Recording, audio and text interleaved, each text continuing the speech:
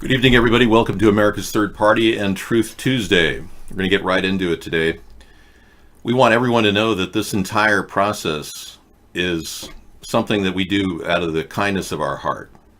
That we're not making money doing any of this. Unlike Alex Jones and Donald Trump, who makes $90 million on his hotel in D.C. Donald Trump has made $90 million on that hotel in D.C. It's unbelievable. We're not making a penny on this, and donations haven't been, very good, as you know, for the time we've been at Vaughn. Ever since the censorship was imposed upon us at Vaughn, our American donations flatlined at next to nothing. And since we don't get donations from anyone around the world, please don't send us money. We are doing this entire show on a shoestring budget, and the only reason why I'm still at Vaughn and at iBlog and at Periscope is because we can do this for free. Now, we're one of the last stands out there against the elitists who are using the mainstream media to knock everybody out on YouTube. And the only reason why they don't kick me off YouTube is I don't tag my YouTube videos. And I'm also very aware of how my subscriber count has remained the same for 9 years. Exact same number. Same with my Twitter following numbers. So that's a significant problem for our efforts. We are constantly being censored. And if you don't realize this is happening, I'm here to tell you that this is a process of censorship that's been happening, and we're an example of how it's been happening. I don't have any thoughts about a woman who doesn't seem to understand economics and who mouths off all the time off the top of her head and doesn't know what she's doing. Now, she's not spearheading anything that I wouldn't have spearheaded had I been in a position of power where I could have launched an investigation into Donald Trump's collusion with Russia. As you know, I'm the one who's been discussing this 8 months prior to the election. I'm the one who's actually gone out of my way to expose the corruption and the links. And one person came in the show and said, I can't believe that they haven't actually processed him with any charges yet. There's an abundant amount of proof that he's been working for Russia. Not only has he been working for Russia, he's been meeting Russia on the side. And we're more than convinced that that's an ongoing problem. She's not cute. No. In fact, I find her not so cute. I'll be frank. I'm not that impressed with how she looks. Now, I dated a Latino when I was young who was absolutely beautiful, gorgeous. And I don't find her cute. Yeah, and I actually, some of my most fond memories of kissing were with this Latino woman. And I won't tell you her name, and she and I wrote poetry to each other. But she was beautiful, whereas this woman looks not so beautiful. That's just my personal take. You might find her attractive. Of course, you might find anybody attractive. She had a lot of chips in salsa, yeah. When I broke up with her, she gained 100 pounds. And it was the most shocking thing I've ever seen. I was in a state of shock. There's something about that took me to a strange place. When I saw her, about 3 months later, she gained about 100 pounds. She wasn't committed to me because I was not Latino. Believe it or not, it comes down to not being within a culture and having to deal with parents and the rejection of, you're dating a gringo. I mean, she didn't want to go through that. No, I have not heard what the Orange Mussolini has said, but that's a very good term for him, Joe. I think a lot of women are very concerned about what their parents think. And if you're dating an Asian woman, you'll encounter certain problems culturally. I realized I wasn't Latino at a young age. Yeah, I realized that I was a person who was deemed Caucasian. Although I believe that I have more Native American in me than other people, but that doesn't even matter. I didn't get free money like Elizabeth Warren. And why is she allowed to do this? She should have been charged with fraud. I'm a victim of affirmative action. She used the system to cheat. At the very least, she should be charged with perjury for writing her name down as a Cherokee Indian when she has less than half of 1% in terms of our ancestry. Most Caucasians have 1% Native American in their bloodstream. I have more than that because obviously I'm related to Algonquins, and well, you've seen the picture I put on the screen. I don't have to go off telling you every single night, but maybe I can use a different Algonquin Indian to show you the similarity. Let's see if we have another one. Yes, here is an Algonquin. Let's see if I match his look. Very similar. Look at that. Right. I know. Well, people say I look like, David Caruso of CSI Miami, but you'll notice that the facial similarities are there. Sure.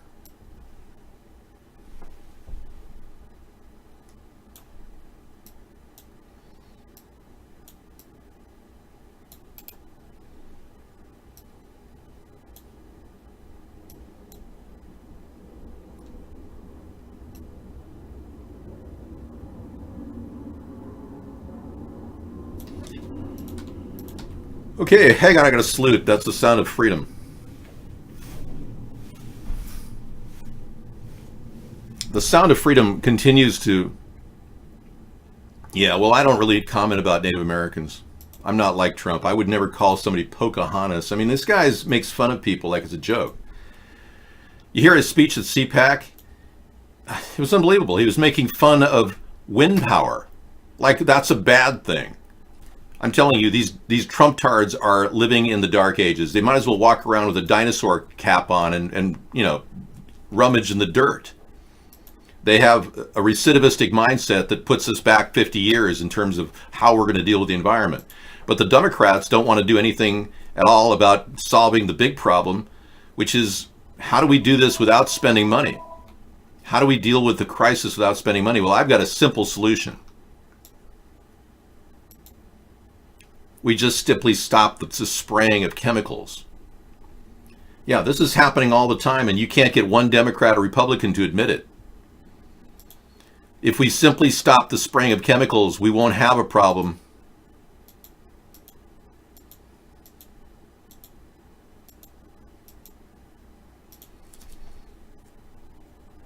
Yeah, the swamp got worse with Trump. But I mean, seriously, this is not condensation. They are literally dumping chemicals in the air above us. They're purposely trying to pollute the environment to create climate change. Now, when you realize this, you won't have to vote Democrat to create carbon tax legislation. You won't have to create some solution that they're going to charge you taxes for. When you realize that they're spraying us and we simply need to create a political party to stop this, we will have no problem. So I constructed a website for you to tell your friends how this is happening, and I call it the chemtrailparty.com site.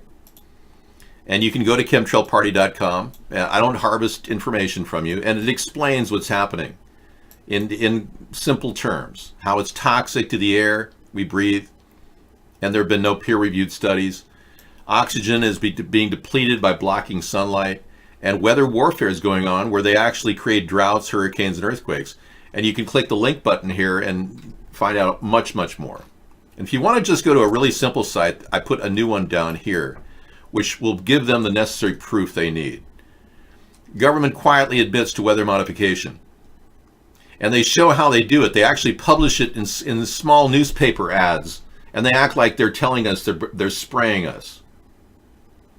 So very interesting article, and it certainly gives you the backing necessary to prove that you're not crazy. There's patents out for weather modification since the 1960s. They've got all kinds of ways in which they're polluting us. So we really just have to stop them from dumping chemicals, and then the environment will straighten out, I assure you. I have no doubt about it. The rate at which mankind is polluting, if we were to continue at this rate, yes, in 50 to 100 years, we begin to see some climate change. But it's not happening as fast as they're saying it's happening because they're making it happen fast. It would not normally happen this fast.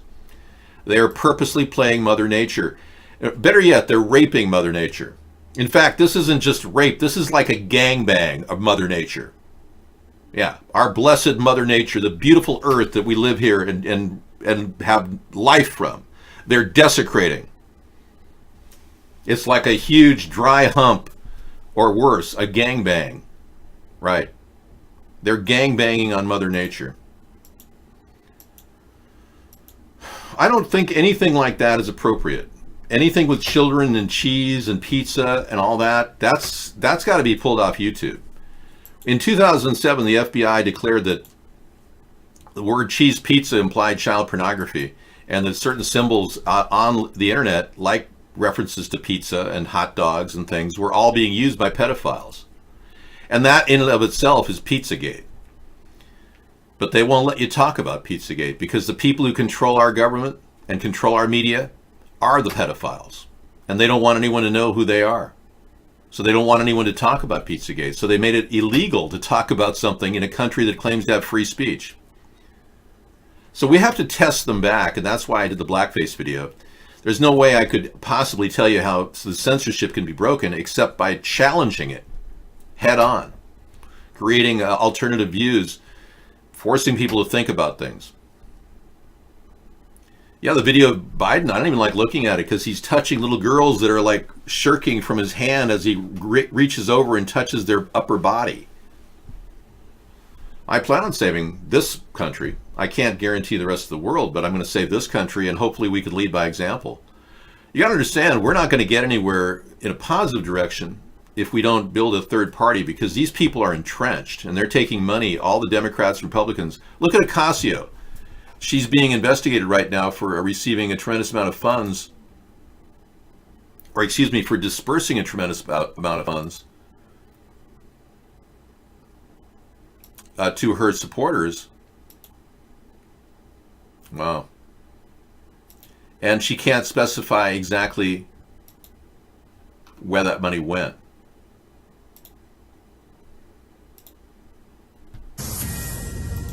Here we go. Do you have any comment on the FEC violation filed against your office? There is no violation, so there's no violation found. Do you think that's a sign of you taking dark money? Oh, no. Maybe. That was brand new reaction from Alexandria Ocasio-Cortez to a potential bombshell complaint filed with the Federal Election Commission against the freshman Democrat and her chief of staff. The allegations, being lodged by the conservative National Legal and Policy Center, claim the congresswoman and her top staffer improperly funneled nearly $900,000 in campaign contributions from political action committees to private companies. Peter Doocy is live on Capitol Hill with the latest. It sounds ominous, Peter. Kennedy, the reason for the red flags here is because when all that money moved around between accounts that were controlled by Alexandria Ocasio-Cortez's chief of staff, it was all just labeled for strategic consulting. And the chief himself explained all this on national TV 3 years ago. Our idea really is to run this single unified presidential style campaign that's going to look a lot like the Bernie Sanders campaign and use that model of, a single website for fundraising, a single like a giant national movement of volunteers contacting millions of voters. But that might have been too broad because the law says specific payments need to be labeled specifically. So what comes next could be a big test for the freshman congresswoman, who is very enthusiastic about other people's financial records, telling the New Yorker recently, I can see Trump being enormously upset that a 29-year-old Latina who is the daughter of a domestic worker is helping to build the case to get his financial records. I think that adds insult to injury. Well, considering the Democrats have been in, slow motion with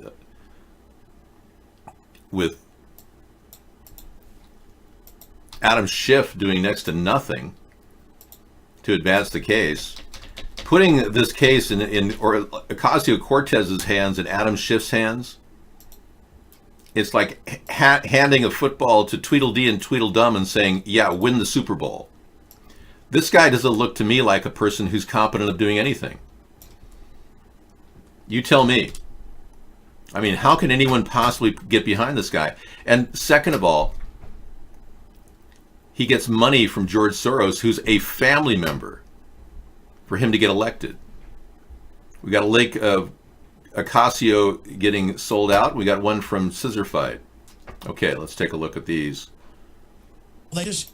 That's an InfoWars. Okay.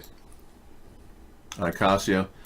Anyway, this is the guy we're relying on to launch an impeachment case along with Ocasio. I mean, this is a joke. Now, according to this link, Hillary is not going to be running. Okay, let's listen in.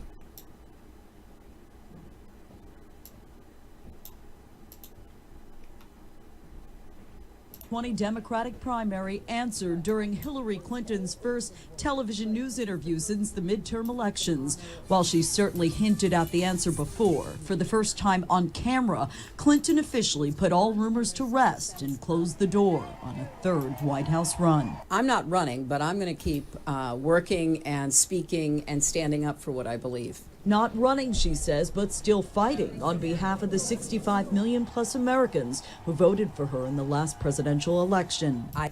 Oh, really? I mean, come on. We need to prosecute her. And why hasn't Trump done anything? Yeah, you Trump supporters don't even come up with an answer as to why he hasn't launched a single charge against her, and why our newest Attorney General hasn't done that, William Barr. Okay, here's a story about aluminum at Paradise.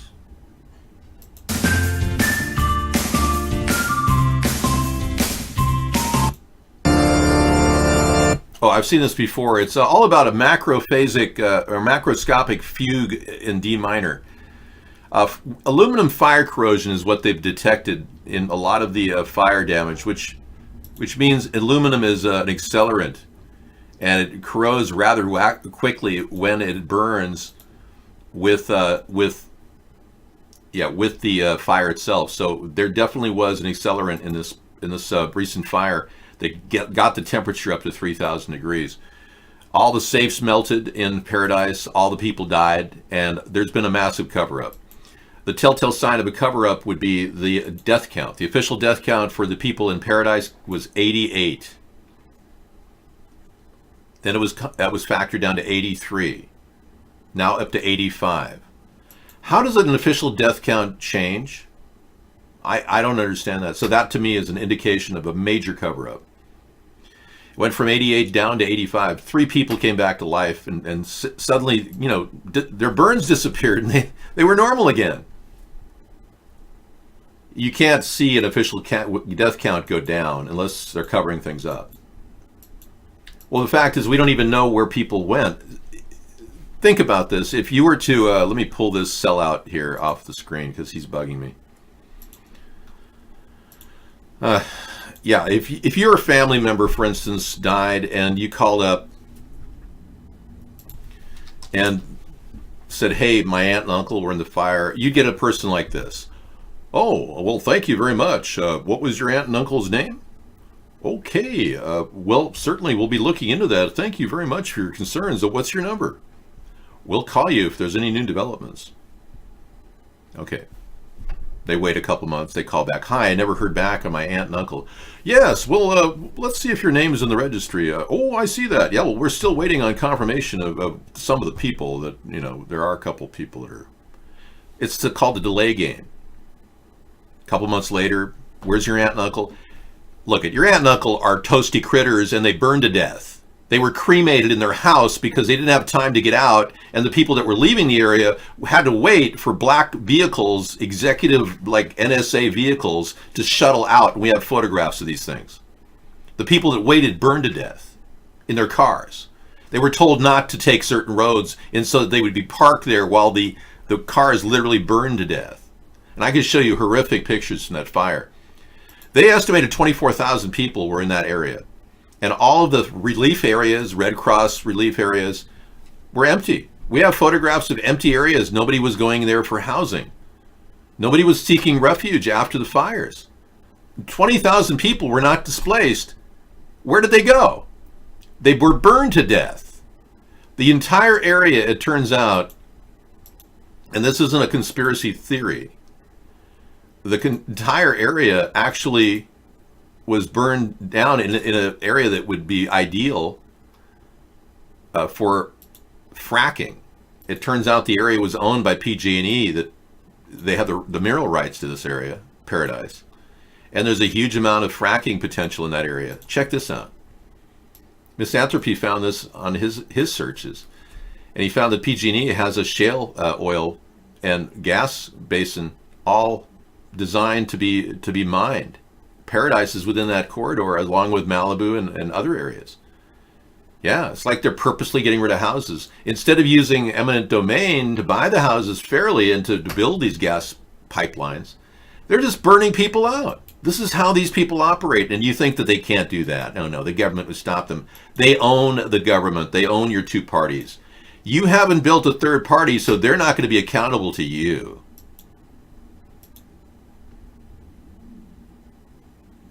Okay, now Roger Stone is apparently pissing off the judge that he put a target behind in a tweet or an Instagram message.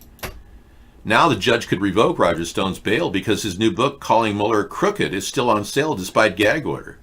And she says his lawyers are filing motions to generate additional publicity for it. Fascinating, huh? David, where are the secret FEMA camps? They're not secret.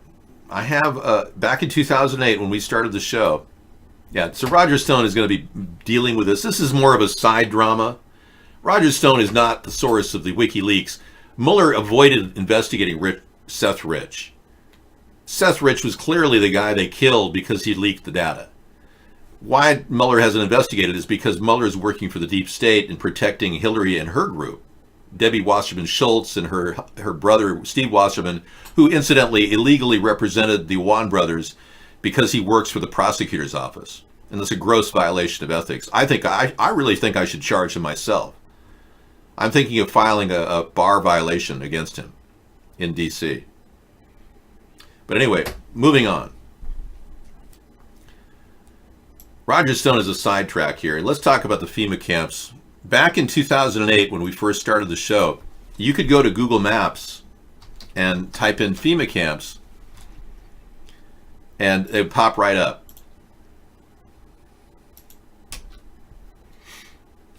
You'd see an interactive map. Let's do FEMA camps. Nothing. It'll tell you where your region is. FEMA Region 10. I'm in FEMA Region 10. It'll tell you that, but it won't give you any information about FEMA camps. So if you go to the Google and just do FEMA camps on Google and check there, it'll immediately post FEMA camps is a conspiracy theory. And then another one debunks it. Then you keep looking. Debunking FEMA camp myths. The secret history of FEMA. They don't want to show you anything about FEMA camps. And this is getting worse and worse. You used to be able to, you could get the FEMA camps right there on the first page. Okay, it's gone from the first page, so let's keep looking. Fact checks trying to dispute the idea that there are FEMA camps. They've gotten rid of all websites in the FEMA camp. Then this one looks like an American Thinker. Okay, it doesn't have the map on it. The map's gone. So it used to be the first two pages would give you the locations of the FEMA camps. Let's go to this one. This looks like it could have it. They're systematically scrubbing the web of any information on the FEMA camps.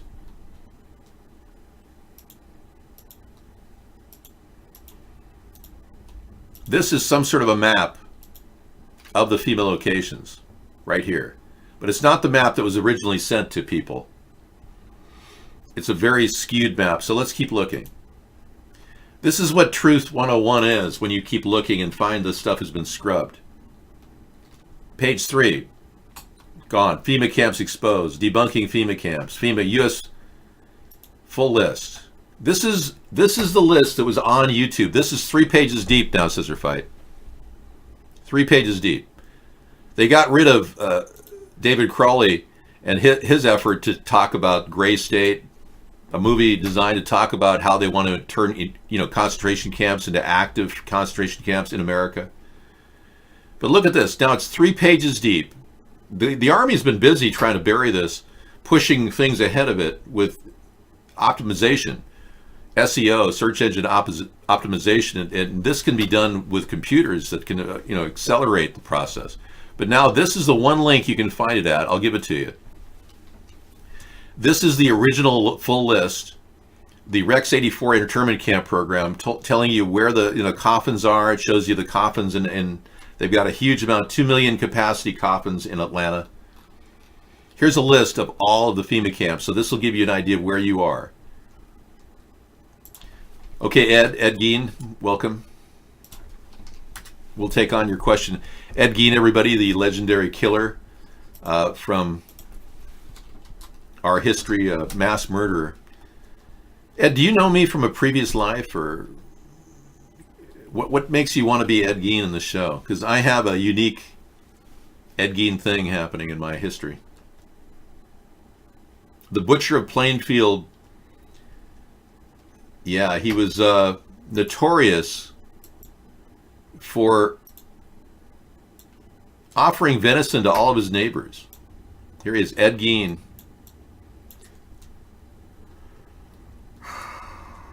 Yeah, he killed so many people. He would offer venison, and it turns out he was handing people's bodies over to people in his neighborhood. Everyone said, "Oh yeah, Ed brings venison over for everybody. He kills deer in the area."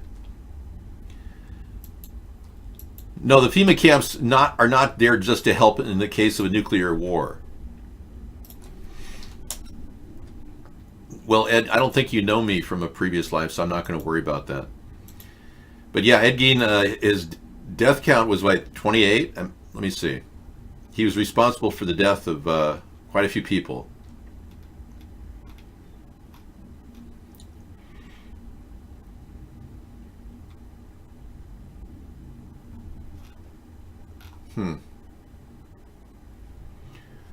Right.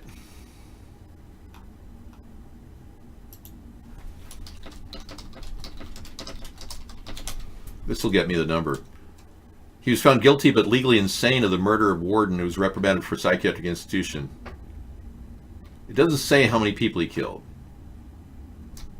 I don't know the numbers, but anyway, thanks for coming in the show. Yeah, we're not sure why you made it out, but you're still dead.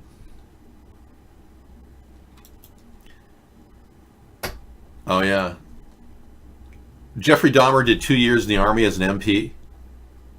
Oh, he did more than that. Jeffrey Dahmer was they say he was a body dumper for the U.S. government.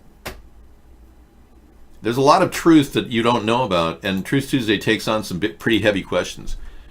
The fact is that Ted Kaczynski was a U.S. military bomb specialist. I bet you never knew that. The guy that was the Unabomber? Yeah, he was U.S. military, trained in the Air Force in creating bombs. The government didn't want you to know that during the trial. Yeah, there's all these stories that, Green River Killer was in the Navy. He was also, they say, a body dumper, Gary Ridgway.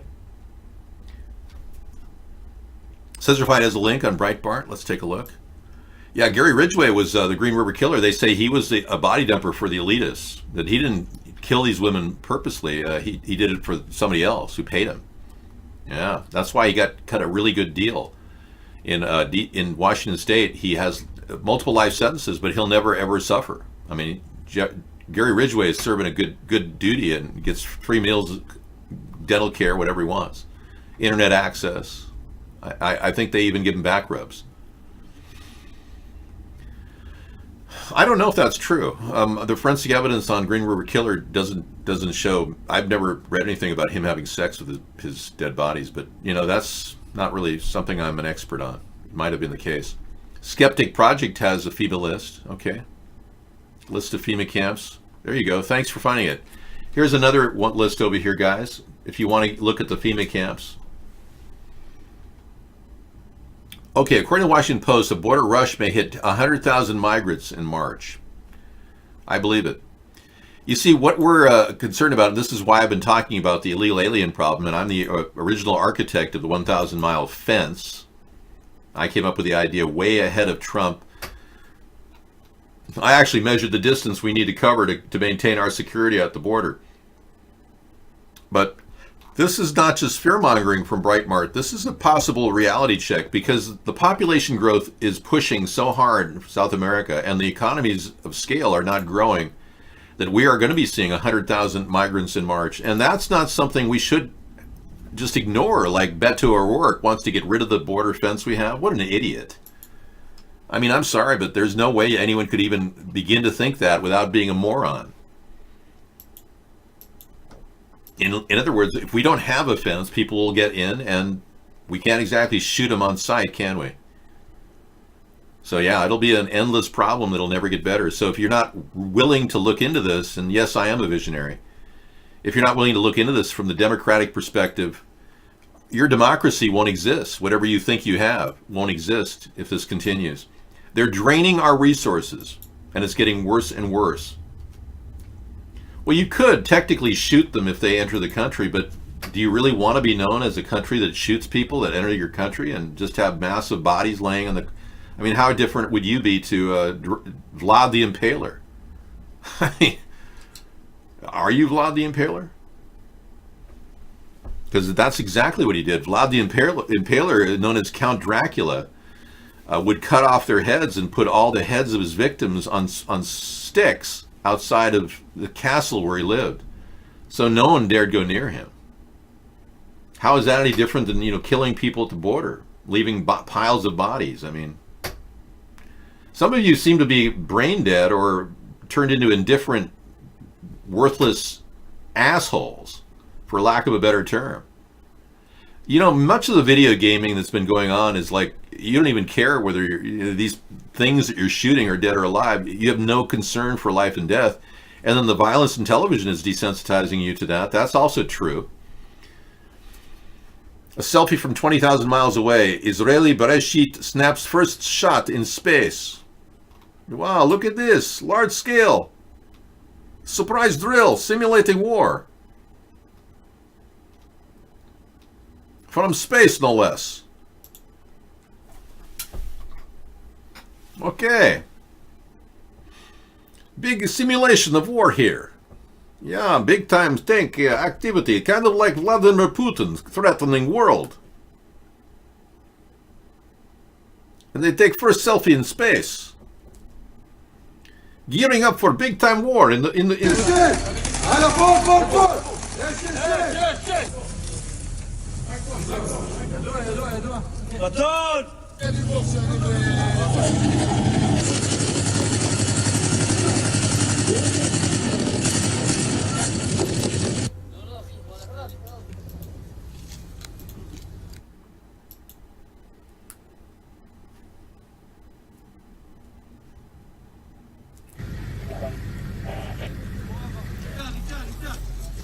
It is large-scale drill that the Israelis are conducting to maybe make many people afraid of them.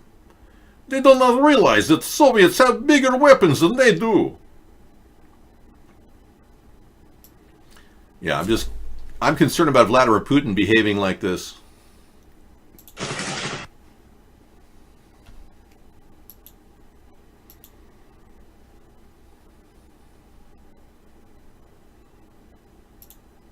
Lucky I read lips. He's saying, hey, I go a good place. It's a good strip bar. We find locally to find lots of ladies. No, I don't like an occasional hot cocoa. Yeah, I'm not really sure what Israel is talking about here. I am not versed in lip reading.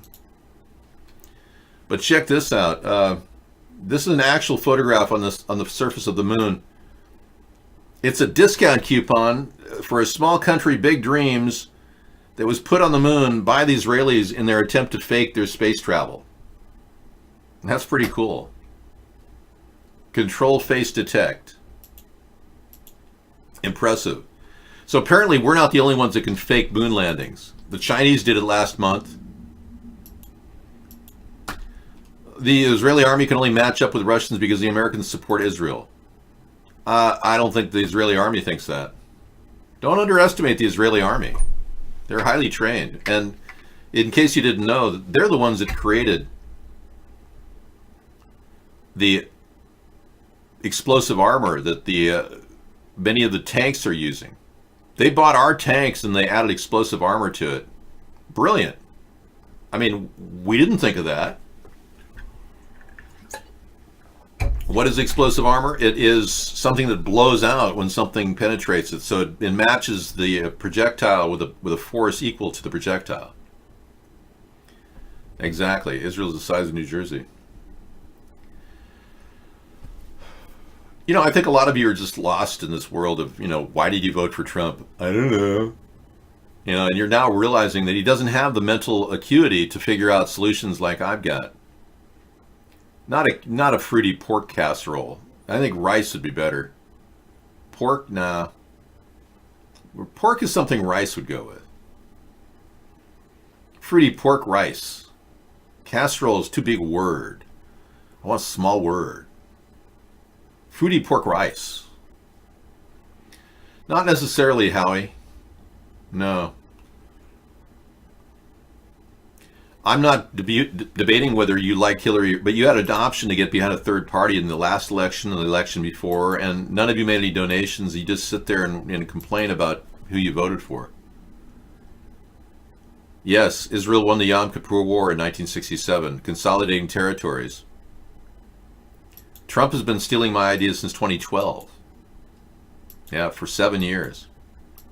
Well, I'm doing a pork stir fry. Yeah, but you have to make the rice first. It is a pork stir fry, but the thing is, a pork stir fry. I'm making a pork stir fry. Thank you. All right, pork stir fry it is. Let's take a moment of silence for Luke Perry, everybody. He passed away yesterday, or not yesterday, a couple days ago. I tweeted about him today, about how I smoked some pot with him back in the day when he was in Hollywood. That was a good time for us, and he was so generous. Yeah, we were totally bone dry. Nobody could find any weed, in California. It was hard to find. And he said, yeah, why don't you guys come on over? And we were all friends of friends, and we came over there, and he was just so generous. He literally put out a big bowl of weed for us to smoke. I took a bowl of, like a small hit, and it was just really good weed. And I'll never forget meeting him. This is right before he started his career. Before he even got his role on 90210. A bowl is about this big. That's how much a bowl of weed is. It goes in the water pipe, and anyway, long story. But that's how people smoke pot.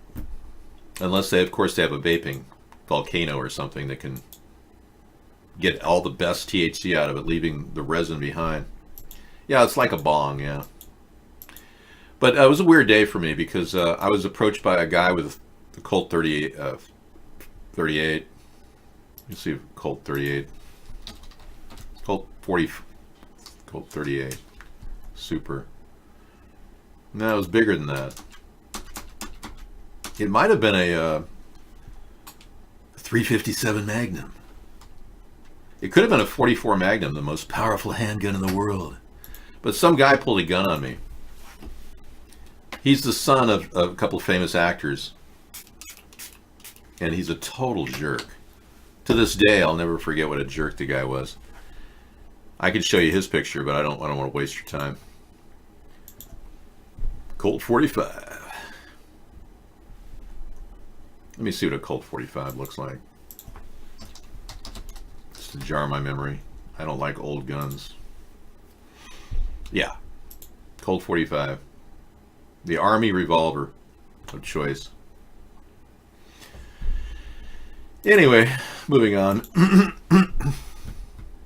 Stouffer's is almost really, Dave, did you know in jail each time they brought you a real meal, someone would scream, "Feed up." Oh, that's right. You jack off. You were in jail. Okay. A guy pulled that on me who's the son of a famous actor and actress. And I'm not going to name his name. The day that I met Luke Perry. I was having a great time, a really nice bowl, smoked really good weed. I sat down, I'll never forget it. I sat down in Luke Perry's couch, and I was just going, wow. Because we hadn't had weed in a while, none of us had gotten any weed. It was hard to find at that time. And this is in the 80s. I'm very famous in Amsterdam, yes. And no. I'm not going to tell you who it is, but the guy is the biggest jerk I've ever met, and his whole entourage are a bunch of jerks. No. And I told him, if you pull that gun on me again, I'll reverse it and stick it up your ass. And I seriously will. I never wanted to hurt the guy, you know, and I didn't even want to stick it up his ass. But I don't know, what do you tell the guy who holds a gun on you? He thought it was funny. Hold a loaded revolver on me. Do you like to be a famous person worldwide? Oh, I've always been famous. I was famous as the minute I was born. I've grown up being famous. I was the only child in the entire nursery that looked up, and the nurses looked at and said, wow. My mother said the nurses couldn't understand why I was, staring at them the whole time. Because they had nice bodies, that's why.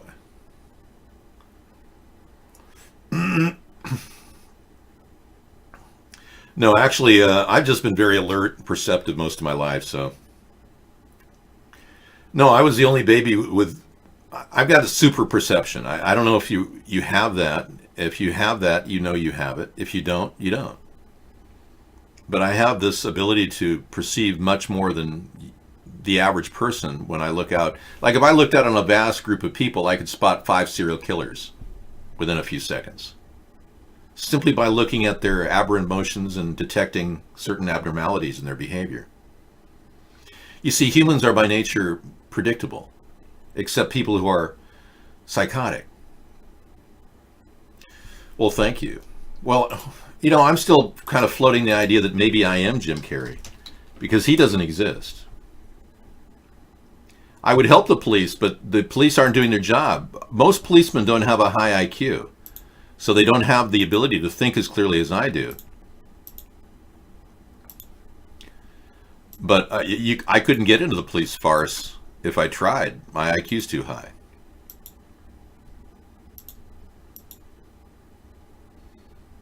They require a person with an IQ below 107 or below. If you don't have 107 IQ or below, you can't go in. So let's see if I could. Maybe I am Jim Carrey, because I'm beginning to think that, he had a major break, and he did say he didn't exist anymore. Do you think maybe he got plastic surgery and decided to become me? Dave, I got to tell you, you're really funny. But you're nowhere near as funny as me. I'm back! Sorry.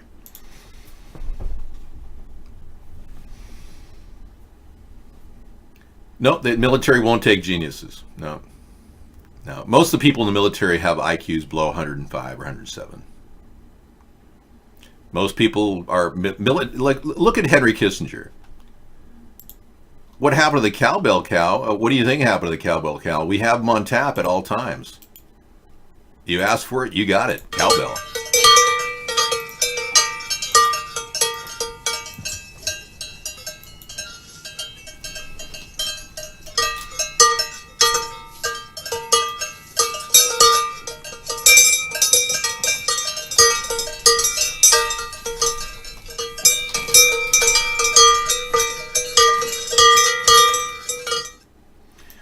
I'm going to quote Henry Kissinger here, because he was in the military, and he said that he said this. He said, "Military men are just dumb, stupid animals to be used as pawns in foreign policy. It's really a new world order." So that was an actual quote from Henry Kissinger. So clearly he must have done something, right? And you really like Henry Kissinger, right? He's a close friend of yours. Yeah, so, anytime you need cowbell, just give me a ring and we'll give you a little cowbell, because I know a lot of you are having too much mental problems dealing with cowbell. Okay, we got to get to the reality check here. Obviously, it's not happening fast enough. Yeah, exactly. We love you, David. Oh, yes, we do. Where is that What's Going On video? Well, Howie, thanks for asking. We have the video here for you.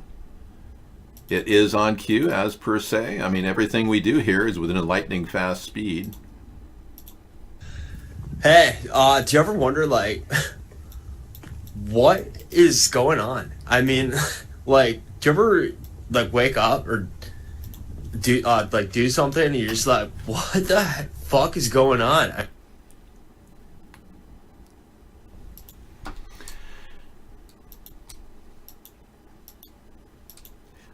No, please, don't give me anything. No gifts, thank you. I prefer less gifts. I'm non-materialistic, so unlike Pope Francis, who's completely materialistic and lives in a golden chalice world of God's disgrace, I live in a humble, honest, simple world where I live on mere rice and beans and my daily supply of avocados. I don't adorn myself in gold. My coat cost me $5. That's what true virtue is. None of this fake crap that he's pitching. Yeah, I don't know how that guy got to be Pope. He doesn't seem to have the spiritual purity to qualify. I'm attacking Pitoro's master who runs his operation. He's pissed off. How do you pay your taxes and utility bills, David? What is this, synagogue? Let me tell you, Rabbi Lebinovich, I do not have to answer to you about my utility bills and property taxes, but if you request, I will tell you.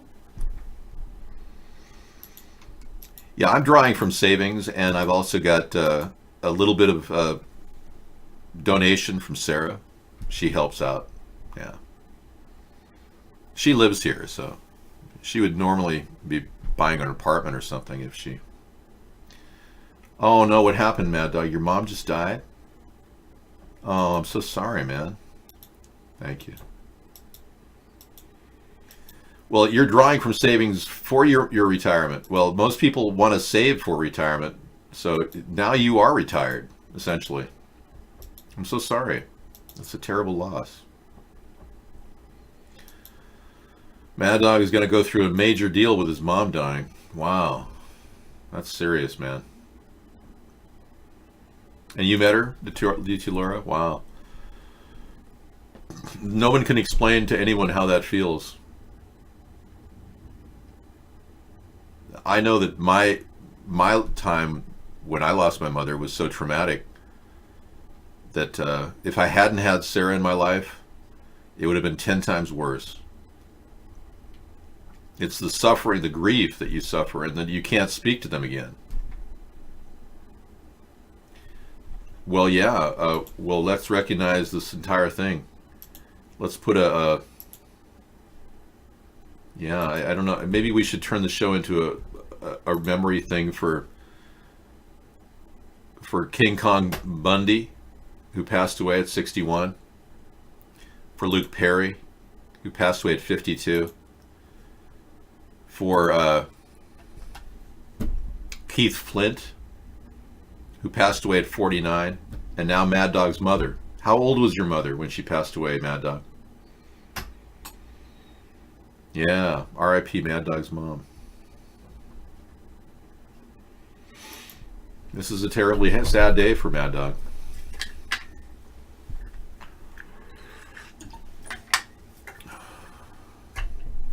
Well, you know, the Mormons have free will.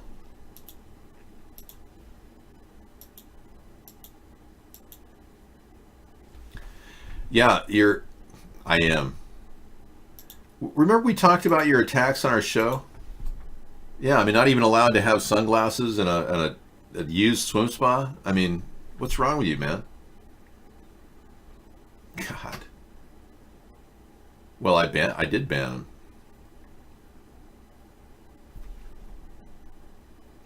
Yes, here's Tory Smith, the late Tory Smith, and this is a sad, tragic story about a man who spoke out about the MyLab child trafficking network in Indiana, which he claimed Mike Pence was part of. This is a man named Tory Smith who was vocal about this a few years ago. Hello, my name is Tory Smith, and I would like to do a report involving my child trafficking operation. for one specific day. This was Wednesday. What was the date on Wednesday? Oh, this was yesterday. I'm sorry, yesterday 1st. And what I've done is I've switched to weekly reports, because I've been writing a lot of letters and sending them out. Now, my court date, for those who've been following my work, my court date is on Tuesday, the 7th. And as of right now, the Indiana State Police, they plan to pick me up at the courthouse in Columbia City and take me to Indianapolis. And the Indiana State policemen who raped and murdered children have been assigned to kill me. And so it's going to be interesting to see how things work out, to see. Look at how strong he looks there, too. You know? Look at how physically strong he looks there. If, I'll live through that or whatever. I have a video from him. Yeah. Here he is, kind of right around the same time he did this video. Hello, my name is Tori Smith, and I've been a witness to children who were raped and murdered in what's called a violent child trafficking operation. And there are 40 locations nationwide, and there's one here in Indiana State where I live, and which brings me to today's report. I do reports on this child trafficking operation, number one, because I don't know if anyone else does.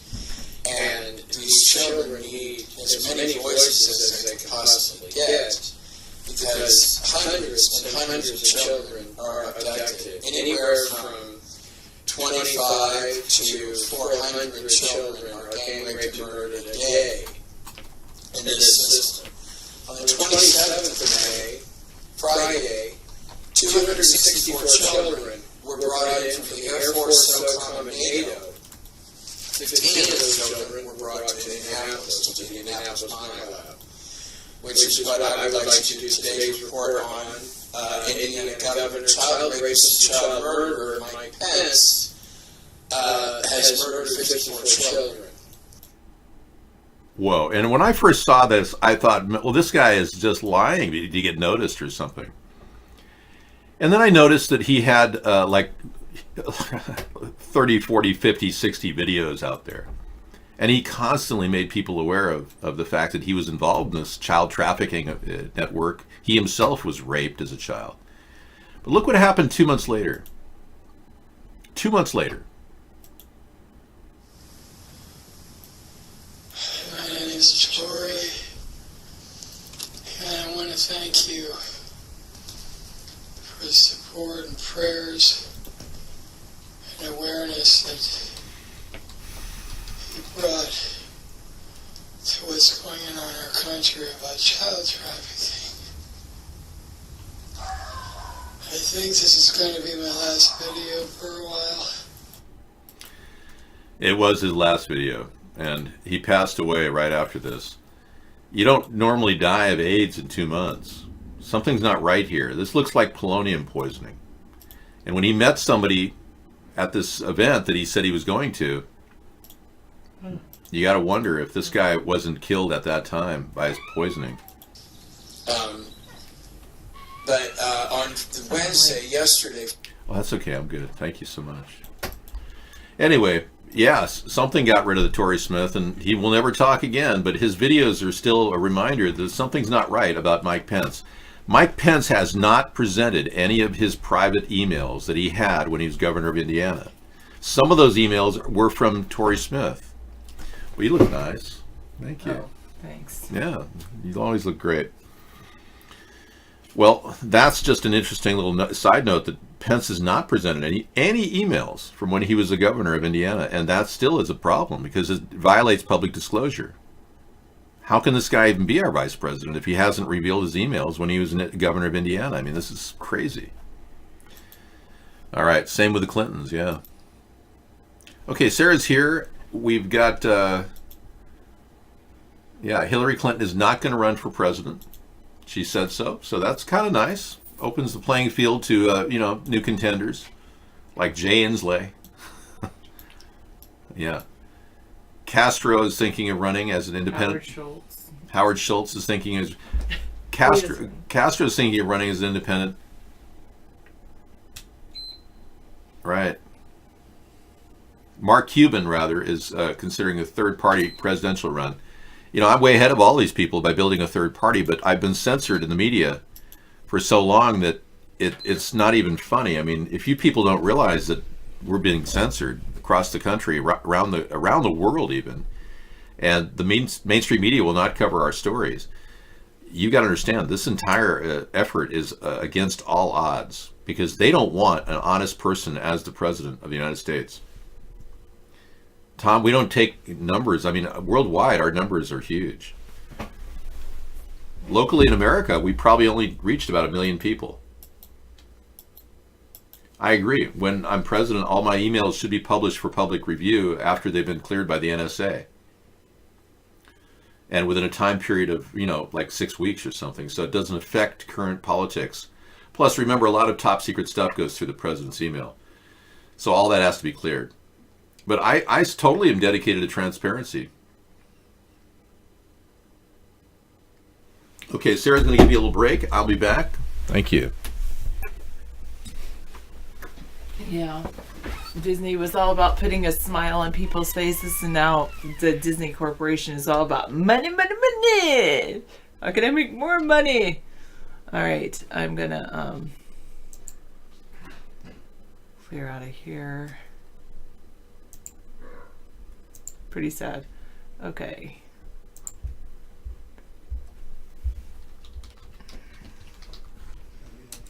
Yes, that's what David says, or you say.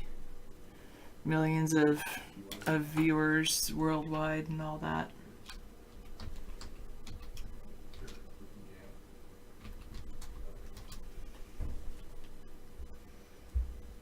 Oops. Okay.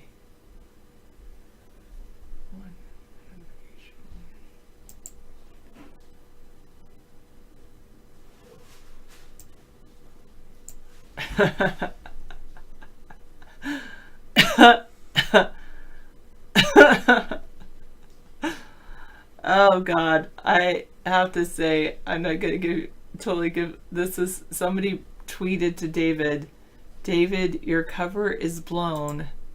It looks like you're wait. Let's get I have to remove this one and remove this one.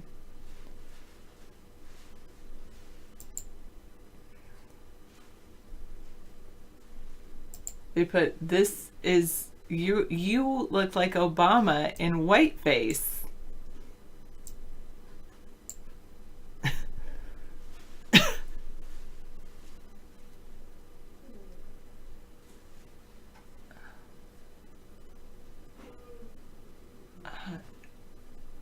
I'm sure David does believe those numbers. David does. David does. I didn't say I do. That was pretty hilarious. Okay. So funny. All right. Going home.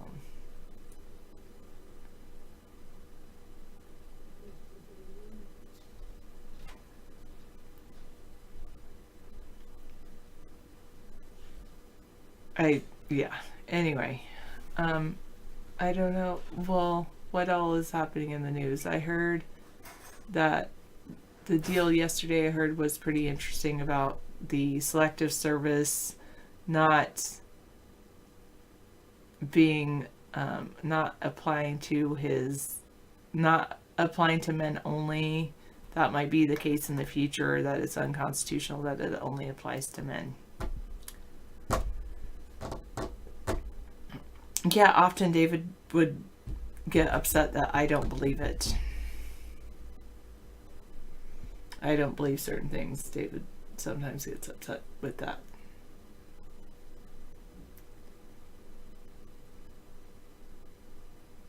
Which is his prerogative, I guess is the word. There's claims that a second patient has been cured of HIV. Wow, that's pretty cool.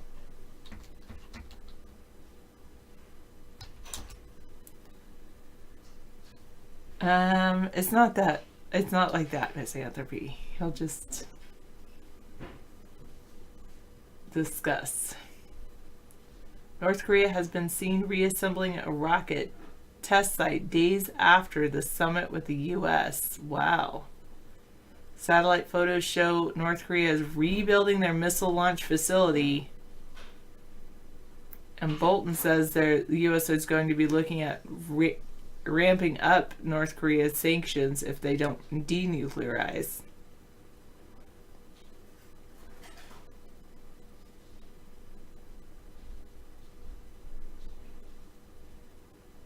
Trump Organization's insurance policies are under investigation.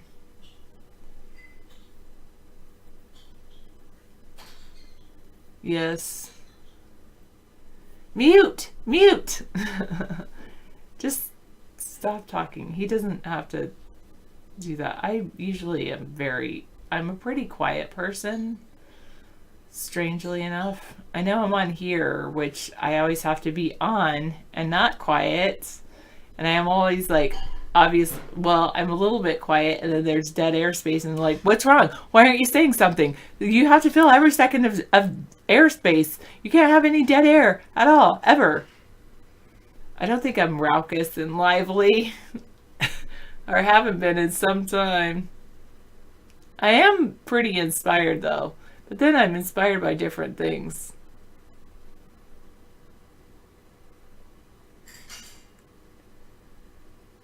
The president pressured his staff to grant security clearance to Ivanka Trump. And the House's sweeping new probe may be the biggest threat to Trump yet, because they're asking all kinds of things, not just what Mueller was. I know. Did my video freeze? Sarah went quiet. I know. Exactly. You inspire me almost daily.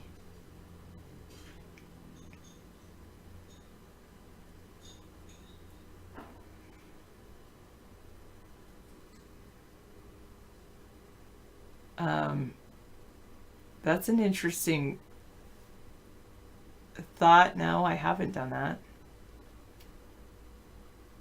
I would think that people could figure it out, but obviously they can't figure it out.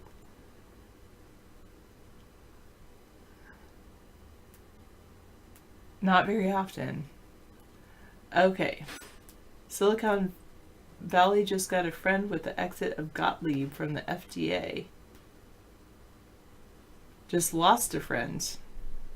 Gottlieb was a friend from Silicon Valley.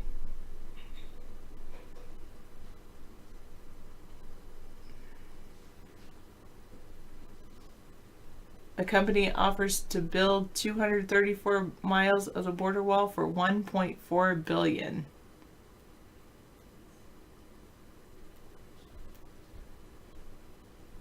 Ticken's name is Orange. Now, it was reddish or something different, but now it's orange.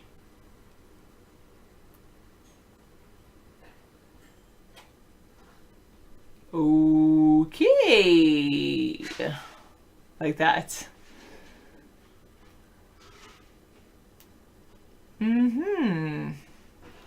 Actually, my dad says David actually has, at first he said that okay, I think, but now he says David actually has some pretty good points. You listen long enough. Actually listen, yeah. Maybe it is you using a new color scheme. So the cure to HIV is hiding in the marrow or the bone. Interesting. Or do you think HIV is hiding in there?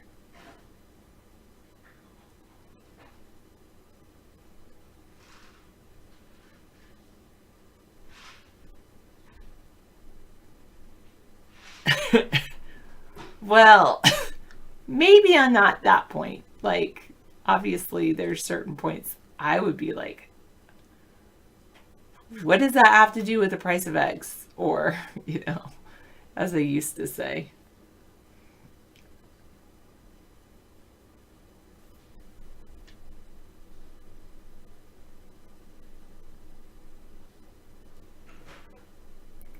Oh, Bloomberg is not running for president either.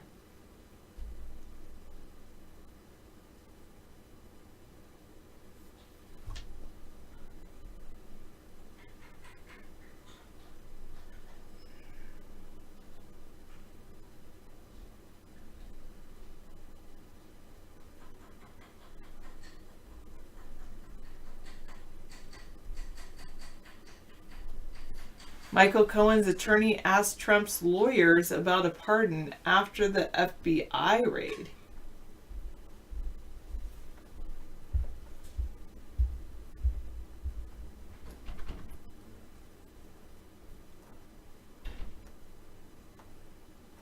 Well, I will say that Hart is a great last name. Not that I'm a fan of Gary Hart, but I'm a fan of myself. I love my last name. It's a fantastic last name. David Hart. Yeah, why shouldn't men change their last name too? Or have it as an option? Why do women always change their last name? Maybe that's one of the things I don't really want to take on the name Sponheim, so.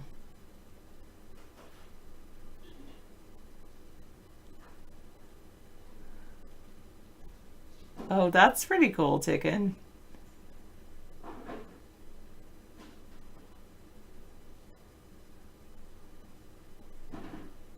You did? Was it me?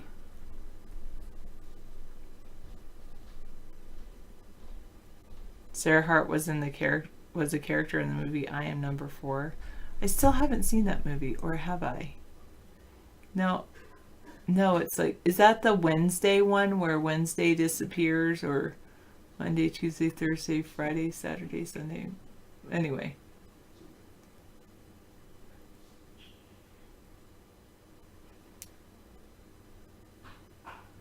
And what did I say, Misanthropy? I think I said no, right?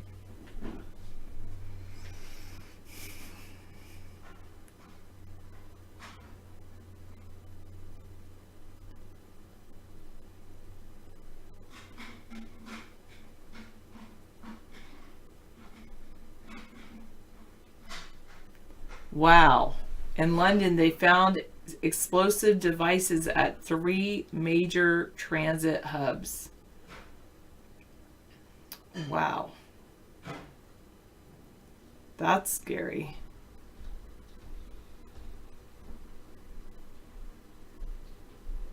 Oh, I have heard about the I'm Number 4, but I haven't written it. I mean, I haven't watched it. I mean, I have too much on my to-do list. Yesterday I did take a break and went back to watching some reality TV, and then I felt guilty because I have so much on my to-do list. And then today I was going to do some of the stuff on my to-do list, and I did get something done, but not as much as I thought I would get done.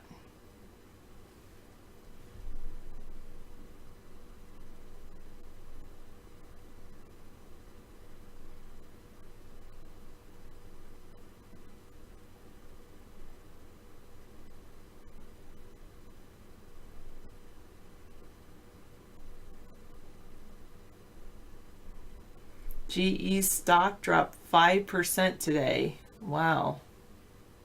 Cash flow will be negative in 2019. The power unit is going to struggle more. Wow.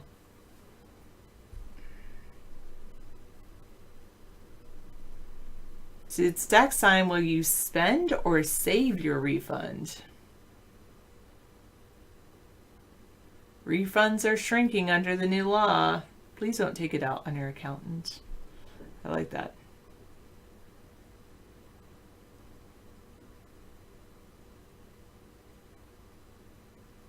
It's not Hotel Hell. That's a totally different show. I haven't seen Hotel Hell. The one I watch is called Hotel Impossible.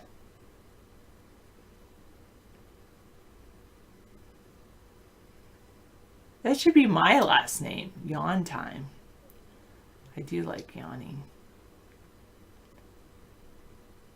They're going to study gene therapy to raise the bar. Good.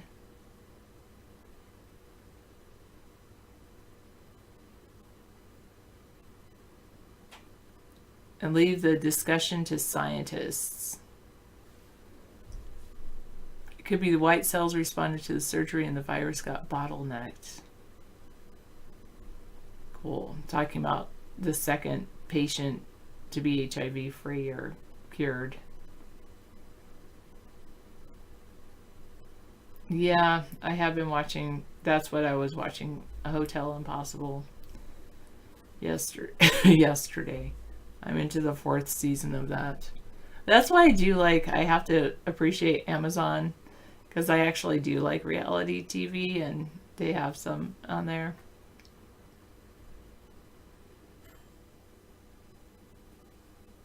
Well, sometimes it feels more real than politics.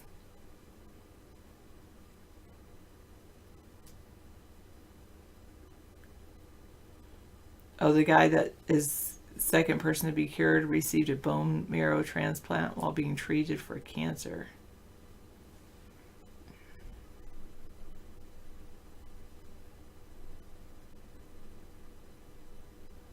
According to a survey, Elon Musk is losing the confidence of his employees.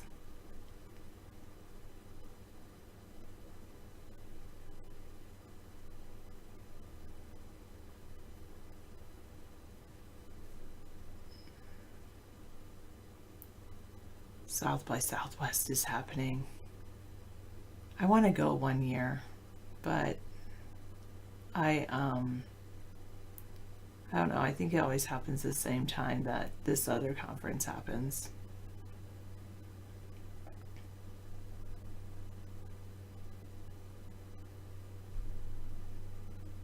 Amy Webb's The Big Nine predicts the impact of AI and tech giants over the next 50 years. I'll check this out. Binge or read. I was very busy on Saturday with my tweeting, and then wasn't I busy yesterday too? I can't even remember. Oh yeah, you didn't come in yesterday. That's what it was, Misanthropy.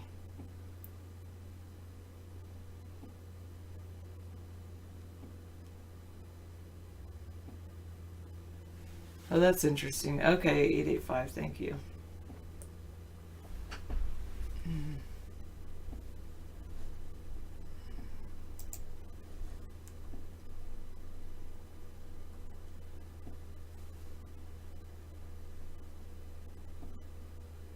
She predicts in the year 2023, Google, Microsoft, and influential AI companies will join an international coalition to declare AI a public good.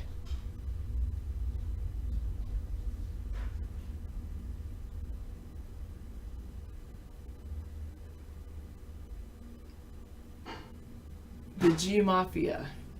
Google, Apple, Facebook, IBM, Amazon.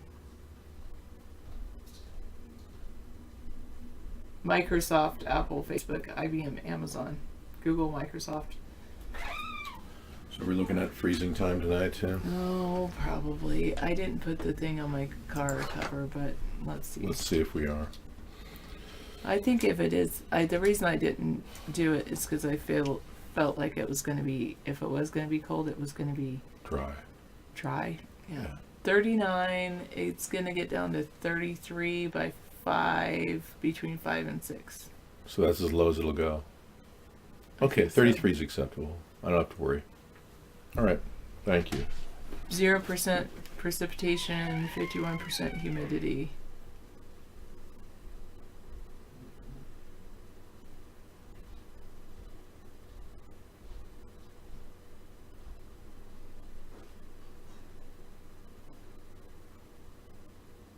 Tomorrow could be cold, but it's still 34, but rain and snow showers possible.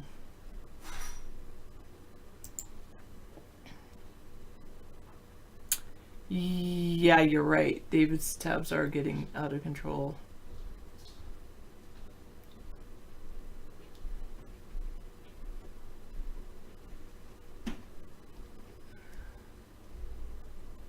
So she has a big 9. Google, Mafia, Microsoft, Facebook, Amazon, Facebook, Tencent, Apple, Baidu. The tech titans and their thinking machines could warp humanity. She has another book called The Signals Are Talking.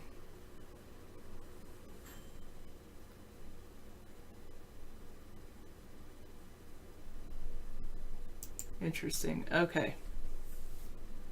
Let's look at this.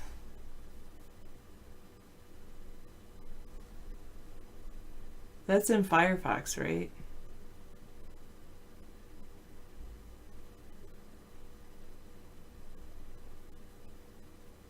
Good job, Canadian.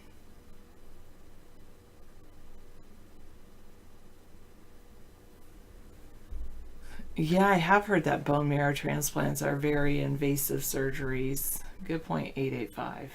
Not life-threatening, but extremely invasive.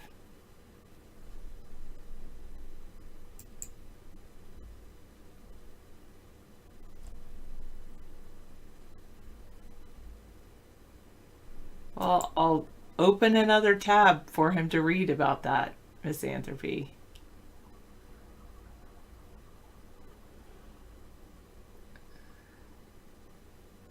So I found out about Microsoft Edge has some cool accessibility features. So here I have Microsoft Edge here, which we usually don't use. So I'll show it to you. Well, maybe.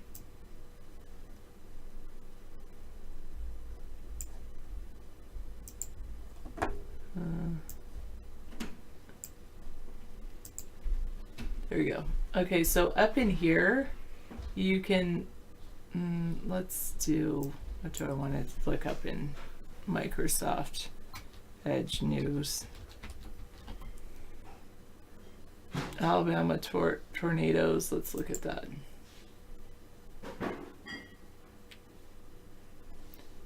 So I have this news and it has video and then it has an article. I don't see all the other stuff, but you can go here, reading view, and what it does, there, it takes it so that you can read it more like a book. And then you can go to favorite it, but you can start annotating it. So maybe I want to start highlighting. Maybe I want to circle this. This is really important. Mm-hmm. Then I want to, I don't know what this one, this is eraser. I didn't mean to do this part, so I can take that off. Oh, cool. You're showing you can that add program. a little note, Lee County. Mm-hmm. Oh, Is this his Fairfax. Edge? Yeah, this is Edge. Cool. Love it. And then you can snip. You're like, oh, I just like that a lot. Copy it. You can do touch writing. Oh, that was snip. Wait.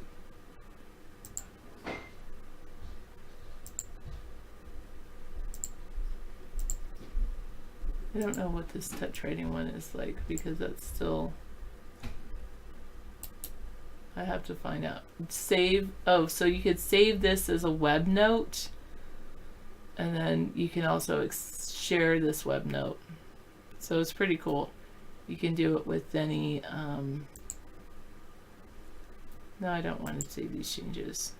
But you can do it with any website and it automatically, like if you hate reading ads and you have like a website covered with ads, you should totally get Microsoft Edge for this and use this reading feature.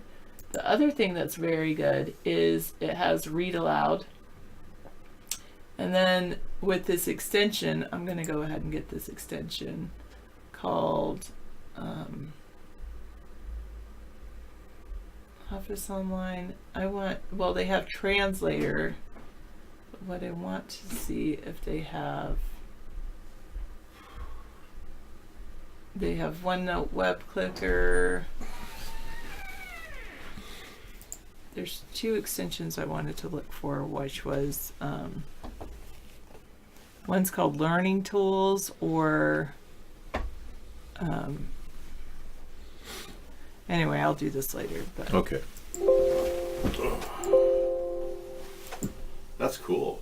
They've got all these added extensions. Wow. See, somebody told me Edge was being phased out, and I think this is way cool. I don't think it's being phased out.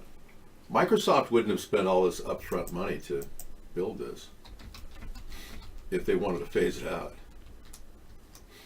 Not even Microsoft could make that blunder. Oh, immersive reader. This is what I want to Immersive get. reader, wow. Yeah, so we're learning a lot of stuff about new apps. Sarah has all this great knowledge now. More and more knowledge is power. I'm just going to get this. Improves reading for kids. They can learn. Should I just go do this? Do. All right, so this immersive reader is, I think it's really cool. Oh, I need to do all this, or should I do this another day? Do this another day. It's too complicated for right now. All right, cool. Thank you, All Sarah. right, good. Here's David.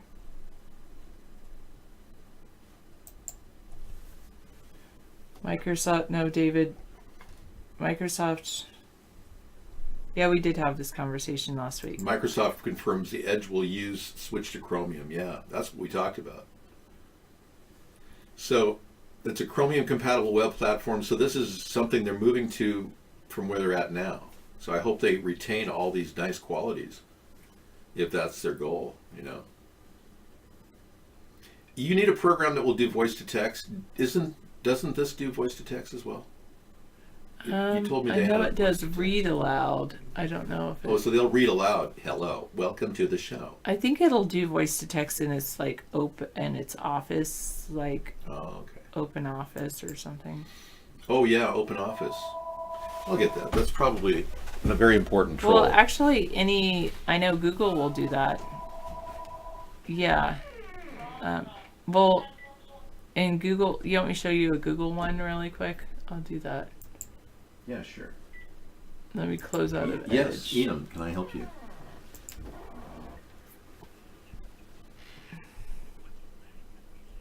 Yes. What is it? Ah, capiche. Yeah. More threats. Capiche? Yeah, I got threats from every single second of the show. We get people threatening us. We're not allowed to speak out about issues. So here, in their someone mind, was saying they wanted text to speech. So if you open up a new Google document, right, you can go to Tools, and then voice typing is right there. Yeah, nice. Voice typing and tools. Nice. And then you just click to speak. So let's This is voice typing. Oh, allow it to use my microphone. Yeah. Hello. Voice typing is very good for using the keyboard without your That's really, really good. typing. Yes, it's very good. It does a great job, way better than like the old days with Dragon Naturally Speaking. Dragon that we Naturally tried. Speaking, yeah. Yeah. I mean, it's obviously is not perfect because it said city rather than Dragon Naturally Speaking. And you can get but- this through the Google Documents. And any Google document, you can just do that. So it's under Tools, Mm-hmm. and then you can do period, new line. Anyway, then you want it to read to you. You can go to Tools, and then I don't know about the reading one. Misanthropy said, no thanks, not giving Google samples of my voice. Yeah, that's true. It's bad enough I gave Google, hello. Cortana asked me whenever I want to ask her something, if she wants me to get my approval to go to hell. And I said, yeah, sure, go to hell. I told Cortana that.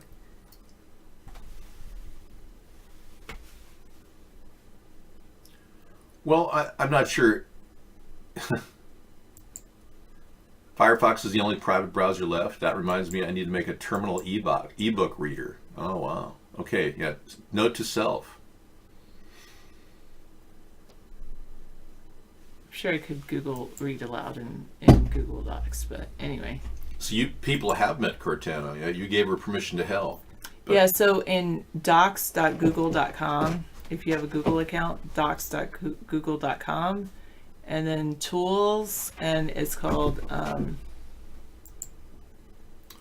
voice typing. So what if you don't have a Google Doc at docs.google.com? You create It's one. a free account, So but you of create course a I free, do like you have to sign in.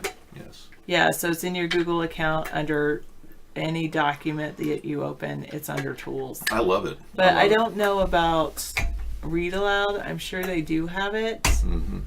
I'm just not 100% sure on that. I do know the best thing Microsoft has this.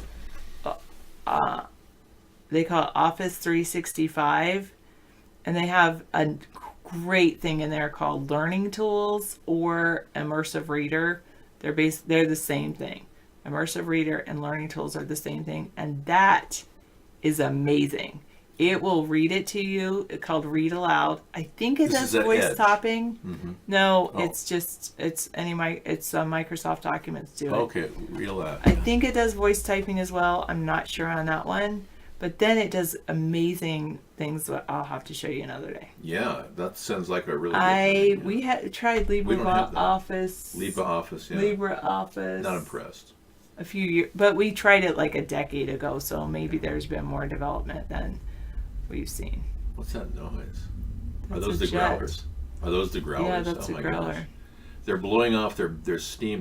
They burn engines at 60% full power on the tarmac while they're spraying it down with flame retardant while it's poisoning the water.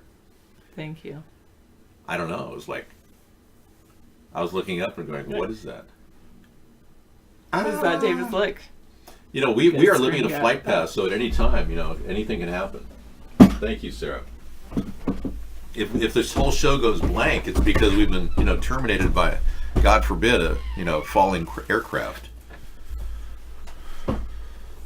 Yeah, there's only so much I can put a titanium roof on with huge girders, but even that couldn't handle an F-18.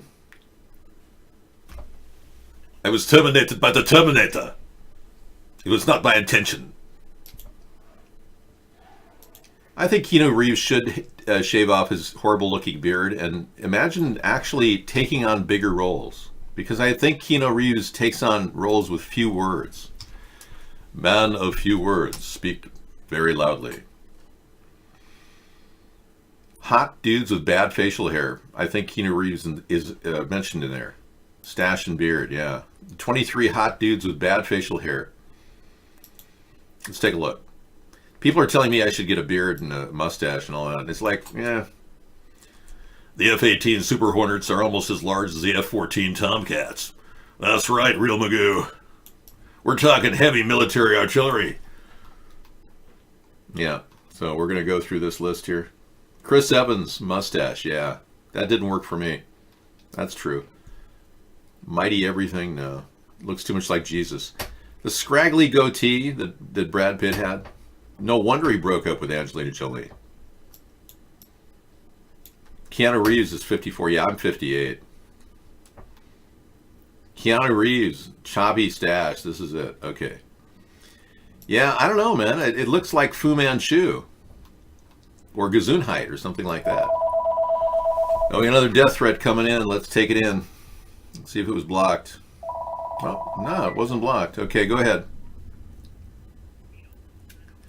Yeah, we're going to take that into consideration. And look, I don't like the fact that the Vatican is letting pedophiles get away with all kinds of dirty stuff. You know what I'm talking about, Vito? I'm a little bit worried about this stuff, you know. But, you know, if Mr. Pope Francis, you know, doesn't deal with this, it's going to be a big problem for some of the guys downtown. You know what I'm talking about? I don't have to make it a little more clear for you, Guido. And you don't take orders from anybody, right? I usually take phone calls at 707, your ATP. But unfortunately, I usually get death threats from the mob. That's been my usual thing. Well, it's like I've had about, I'd say 70 death threats from the mob the past month. 2 a day at least. They're threatened because they know they got Trump in their back pocket, so they feel, we don't want anyone taking down Mr. Trump, you know, in terms of, you know, his ability to take care of things, you know what I'm talking about? He owes us a lot of money. And if he doesn't do what he has to do, you know, we got ways of making things happen, you know what I'm talking about? Yeah, I get attacked all the time there, Carl. I'm sorry, you're not Hot Carl. You're, what's your name? Rodney, right? Rodney, I remember you. Yeah, the mob, they're all out there, and they don't like a guy like me just running for president as an average man. That bums the heck out of them. They're so corrupt that it's turned our life upside down. All of us. We're all potentially going to be victims of the mob. The government practically was taken over by the Nazis in the 1940s. Well, technically they were. When Operation Paperclip happened, the Nazis moved into our government. So what do you think happened out of that? Homeland Security, Department of Homeland Security, exact same name that Hitler had used. Sound familiar? And their big picture, Trump fits right in. These same people, are kind of fused at the hip with the Russian oligarchs. So they've got baby Trump, and they've got him doing whatever they tell him to do. I mean, spank the monkey, you name it. He'll act on order. Putin wants to schedule a meeting with Kim Jong-un. He simply offers Kim Jong-un 900,000 bottles of vodka on the wall. And Kim couldn't help it. Of course, I'd love to have vodka. And he came out there, and then the Russian foreign minister, turned them in and reported it. And that caused Kim Jong-un to be very upset. And he actually met Donald Trump on that pretense. So he's not very happy, I'm sure. Yeah.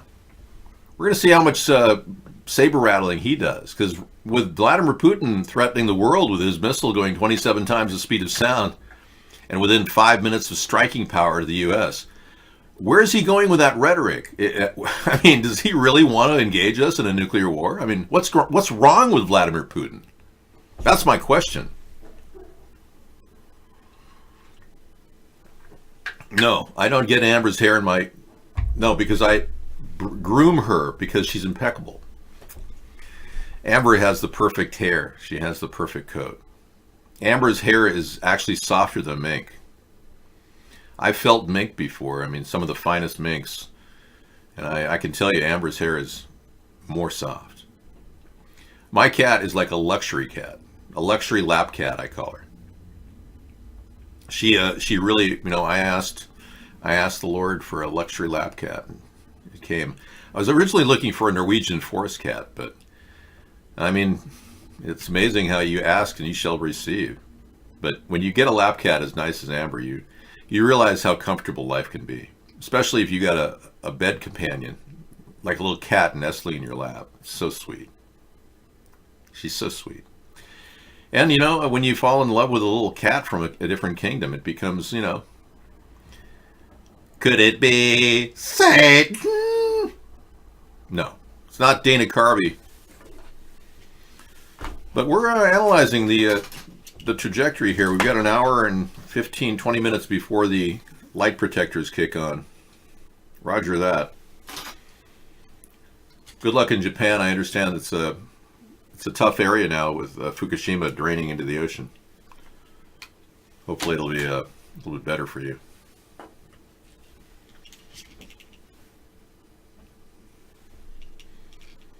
Mr. Anderson. So would you consider the possibility that we could look at the border at a breaking point with 76,000 immigrants crossing in a month, and they say that up to 100,000 will be crossing a month by the end of March. So in a way, Trump is right. We do have a border crisis. Can we convince, is the act of attrition of population growth down there going to push the Mitch McConnell and countless other Republicans to say, yeah, I think we need to do this? Because Donald Trump does not have the support of the Republicans right now.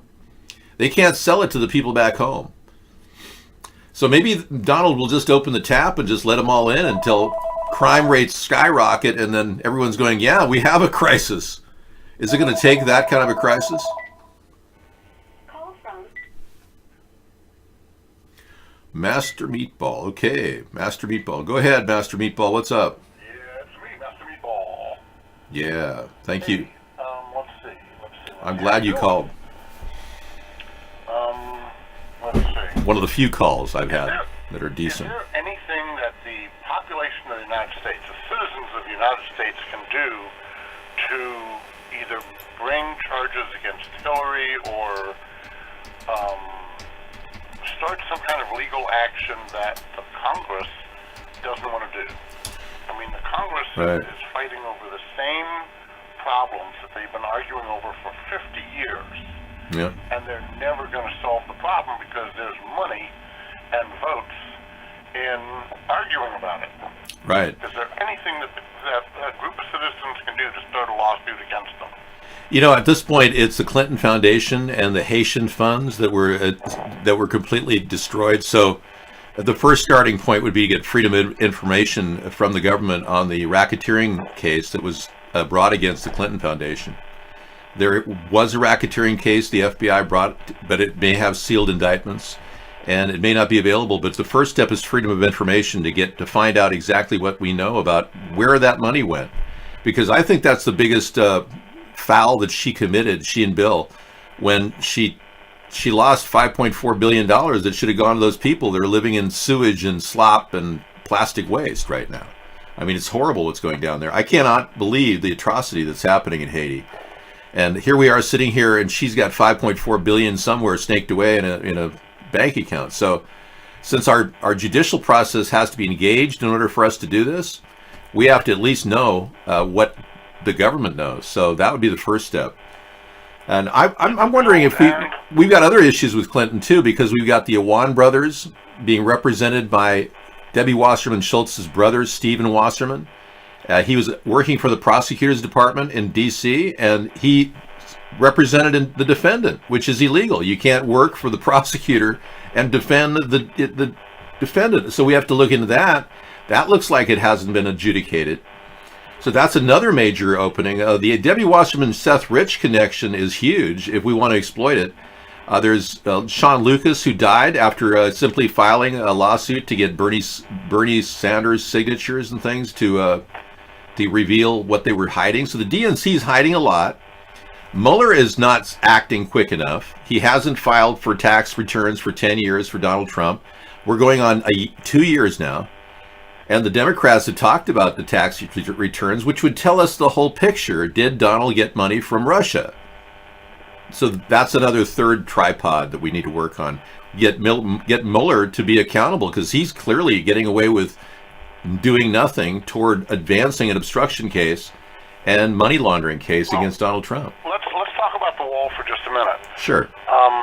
The biggest problem with the illegal immigration is that the government's not doing anything to round up the illegal people and send them back. Now, in my opinion, those people who have been here for greater than, let's say, and I'm just tossing out a number, 5 years, they should get a path to citizenship because our government failed to act. Not because they deserve it, but because our government failed to act. But as far as the wall goes, it's my understanding that the wall is going to take at least 6 months to start, 10 years to complete, and by that time, Congress will cut funding or whatever. It's a red herring, in my opinion. The wall isn't going to get done during Trump's presidency, even if he gets elected for a second term. Maybe you're right. What do you think about the container fence idea? Do you see some problems with it? The idea I proposed? What fence? The container fence idea, where we stretch a container fence backed up against each other too high across the 1,000 miles that we need to cover. And I calculated the total cost. Let me put this on the screen. I've calculated the total cost of the container fence at $1 billion for a 1,000-mile container fence comprised of containers like these on the screen, or more realistically, a big wall like that, you know. So this is too high all the way down.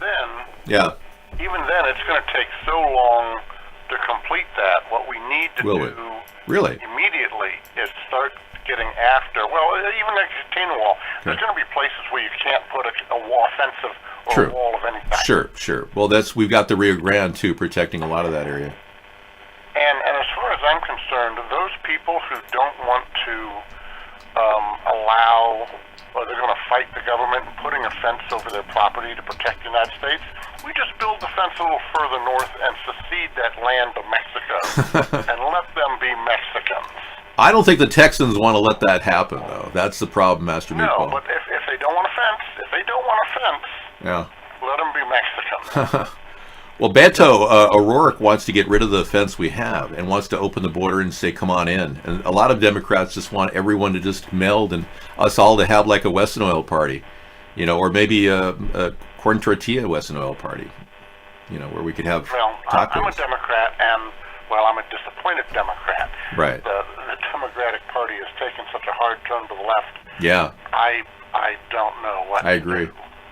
Well, I'm not trying to destabilize the situation by talking about a fence, because I'm the guy who started talking about this in 2008, and I was talking about it back in 1992 with my father in this very room that we talk. We were both strategizing and thinking we need to bring our troops home and have them replace the Border Patrol, bring the Border Patrol inland, and let them do their job to get rid of a lot of the drug cartel kidnapping operations, which are happening in cities like Phoenix, Flagstaff, El Paso. And then focus But the real situation is going after the illegals that are already here. And like I said, since our government has failed to act, we are at least partially at fault. And we should give those people who are without criminal backgrounds, who have an education, who actually can add to this society, we should give them a path to citizenship. And those people who are criminals, part of gangs, we put them in a plane and literally drop them over Mexico. I mean, just push them out at 20,000 feet. Well, I don't think that's a good idea, because it involves murder, and I know how you feel though. You're frustrated, you're angry, and you're pissed off, and I don't blame you. We've been waiting long enough for our border to be creating a safe zone for our nation to guarantee safety. The Democrats claim that we aren't seeing drugs move over the border. Well, that's because they aren't getting those people that are getting the drugs over the border. So their statistics are wrong. We've got a lot of people, and by the way, thank you so much. I Am Pisces is gifted us that wonderful account. Thank you so much. Wow, I'm very impressed and super thankful. So we can have a pro account, we can open up our cams, and we can get back up and running over here at iBlog. Thank you. This will help us advance. All right, Dave, I'm going to let you get back to your show. All right. Thanks a lot, and Thank you. Those are my ideas. I appreciate your ideas. Thank you, Master Meatball. Okay, the one I don't appreciate, though, is killing people. Yeah, that's the part I didn't like. And just like I said, if we have to deal with an onslaught of people who escaped Mexico City earthquake, for instance, 30 million people could amass in Texas. We can't absorb that.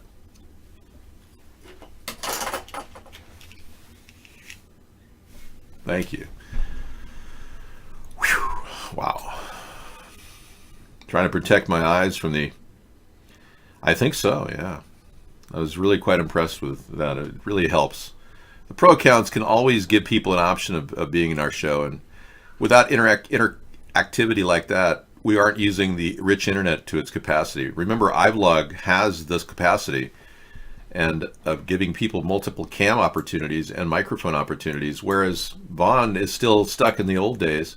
Even though they're using HTML5, they're not giving co-hosting opportunities. So Mark was never able to pull that off. Mark has survived over the years, just stitching his site together and making lots of money. And I'm pretty sure Mark has made well over $50 million censoring our show. That's my take. From what I've gathered, yeah, he got paid a lot to suppress us in politics. And the rumor is that the Russians are paying him directly because they see what we're doing as a direct threat to their control over our country. Now, if you function with the premise that our country is under attack by the Russians, you have to realize it's not just Russians. Our country's under attack by all kinds of countries. Chinese spies within our nation listening to conversations Putin, or rather Chinese spies listening to conversations that Donald Trump may have with Putin, for instance. Now, Donald Trump may be on his cell phone privately talking to Putin every night, and we don't know it, but the Chinese may know it because they actually have cell phone transponders that actually roll around the streets of DC. And you're going, huh, Dave, are you serious? Yeah, believe it. They have the ability to to listen in to Donald Trump's conversations with Vladimir Putin, and we don't. I know that sounds shocking, but we don't even know what our president is talking to when he talks to Vladimir Putin. So whatever he's doing, whatever shady deals are in the works, he's either talking to Vladimir Putin on the phone or he's talking to Kissinger, Henry Kissinger.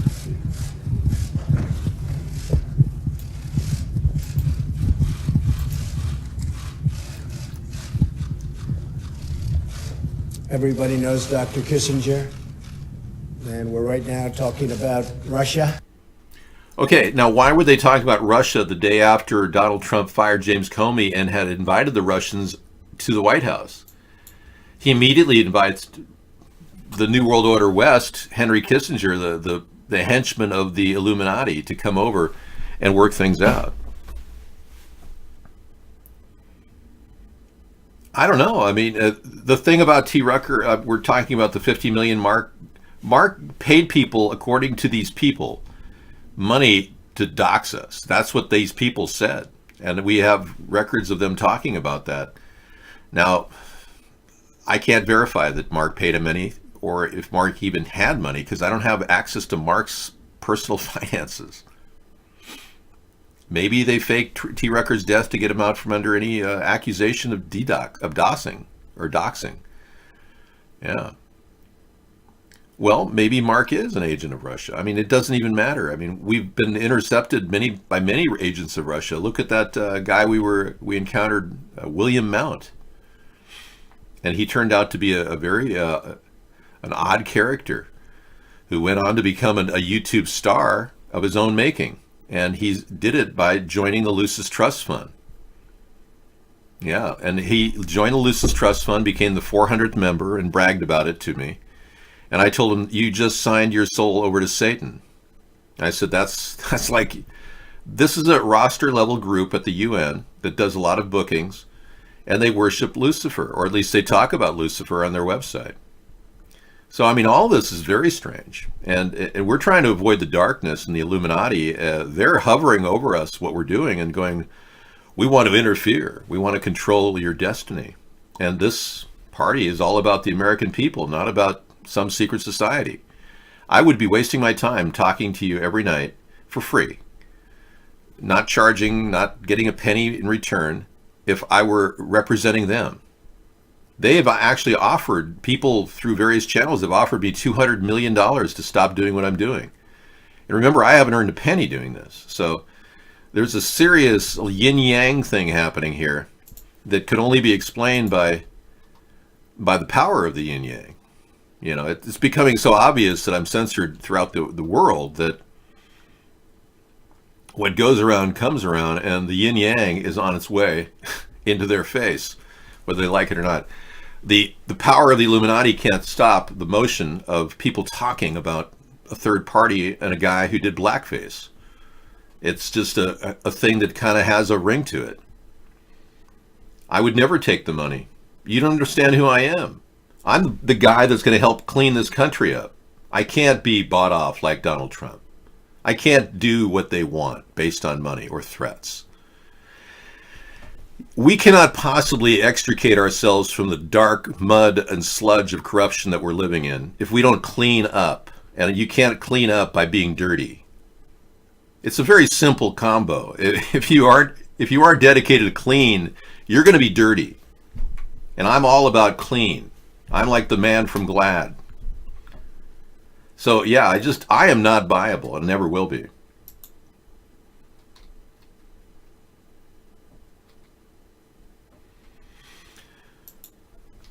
All I'm saying is when I'm talking about the Illuminati and the Luciferians, we're talking about a group of people that are actually nesting at the highest level of government, the UN. Now, Donald Trump kissed their ass, and he kisses Kissinger's ass, which makes you wonder, how could he possibly be anything but deep state? And how can Donald Trump be anything other than working with Russian oligarchs, which he's clearly received money from? And that's going to come back to haunt him too.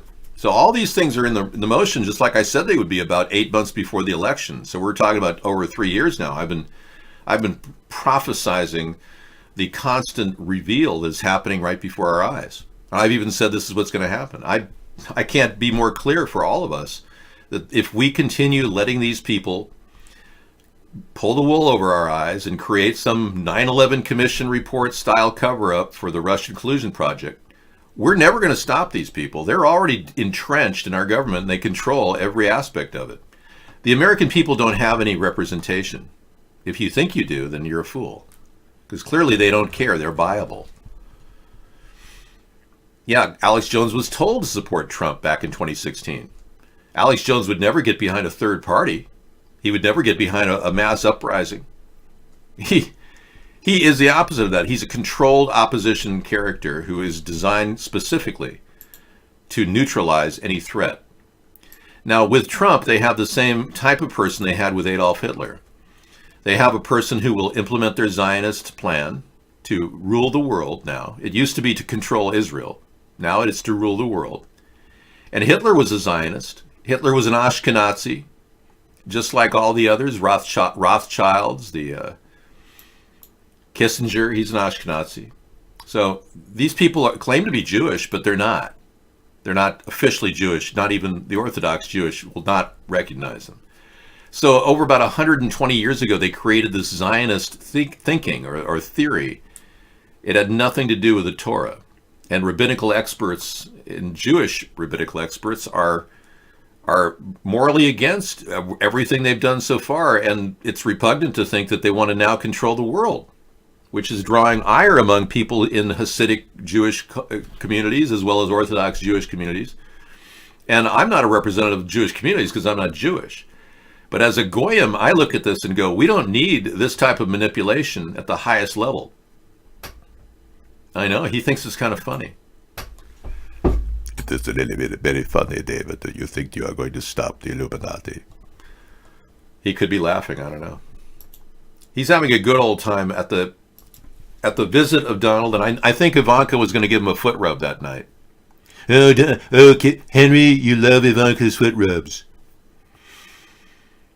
Rubio and I'm thinking Paul Ryan were both pledged Tea Party members. Both seem to have taken the deep special interest money. Oh yeah, Marco Rubio and Paul Ryan have been pivotal players. Rubio in his time as a sodomite has been swiftly covered up, and he's still in play. Yeah, they won't bring up the sodomite like Donald Trump brought up his sodomite involvement, and then quickly went hush hush, and then we're supposed to forget that. That's why Rubio left, because of the sodomite allegations. Once they have dirt on you, sex dirt, you're owned by these people. Well, Kissinger is not like Roger Stone, but he does have that look. But I think Roger Stone is a very scary kind of guy. I mean, he wants to get out there, and he's all about getting noticed. And he's paying the price late in his life, dealing with all this BS stress that he's encountering. He's been hiding from Mueller and engaging and taunting him with all kinds of overt actions, like putting a target behind the picture of his judge that's handling his case. That was just a veiled threat, and I agree that the gag order was in place. It should be in place. But they're going to try to stop Roger Stone from broadcasting or talking. Okay. You want the Al Pacino voice? Okay. So what do you want to do, man? How you going to do? How you going to pay? No, Kissinger doesn't have a form of sex. It's when you like to see people, being burned alive by napalm, you get a little twinge of fun, for a sadist like that. This man is solely responsible for the death of 100,000 Cambodians.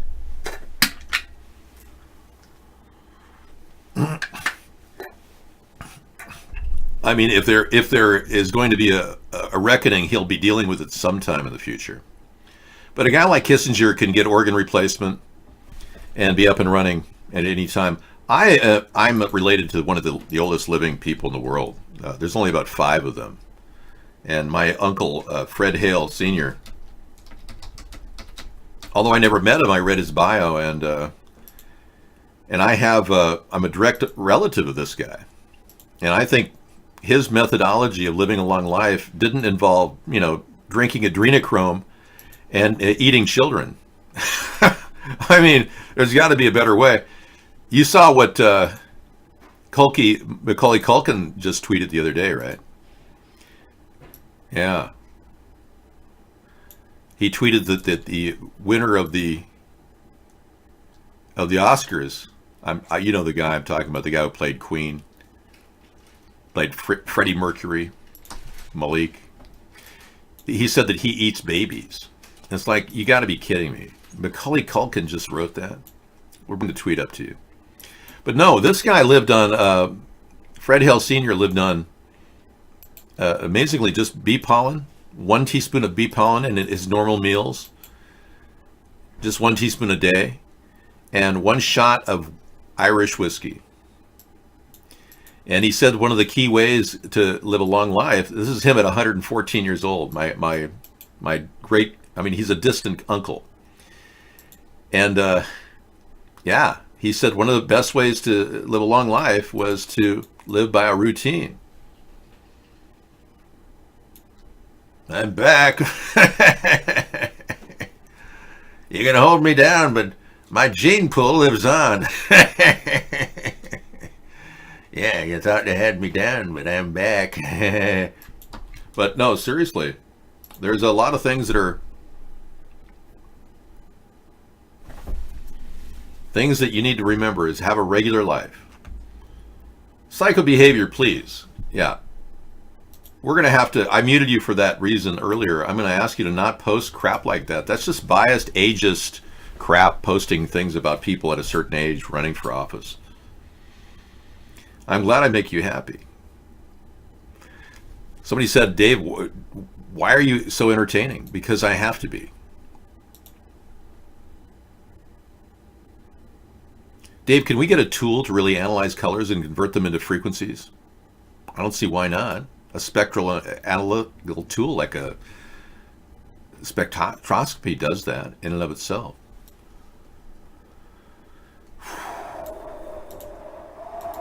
Trump has apparently gone to ridiculous lengths to keep his high school grades from getting out. Wow. So we don't even know what his high school grades are. He's a very smart person. He's very intelligent. He's got a good mind. That's a great little clip from him.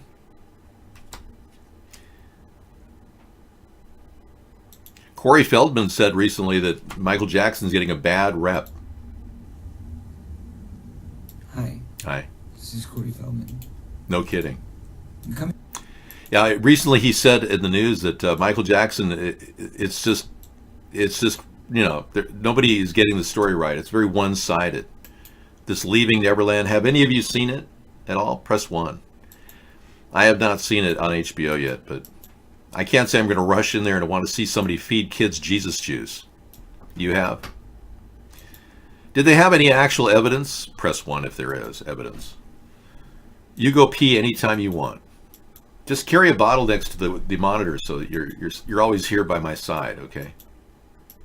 So you've seen him, you saw evidence of Michael Jackson? See, he saw it. Guest 633 said he saw it, and he said no evidence. So there you have it. Michael Jackson has effectively suppressed every bit of evidence about him, and you know, you got to wonder, being he faked his death, this guy's got it. He's got it made in the shade. Really, he can't face prosecution for pedophilia because he allegedly never did anything, and there's no evidence presented. So maybe he's scot-free now. He doesn't have to worry about faking his death. Michael, if you're still around, you ought to come out, tell people. Yeah, Michael, if you hear me right now, could you just be yourself and just accept that we love you even though you faked your death? I like your MySpace as well. And I'm going to leave you a poem that I wrote a few months ago.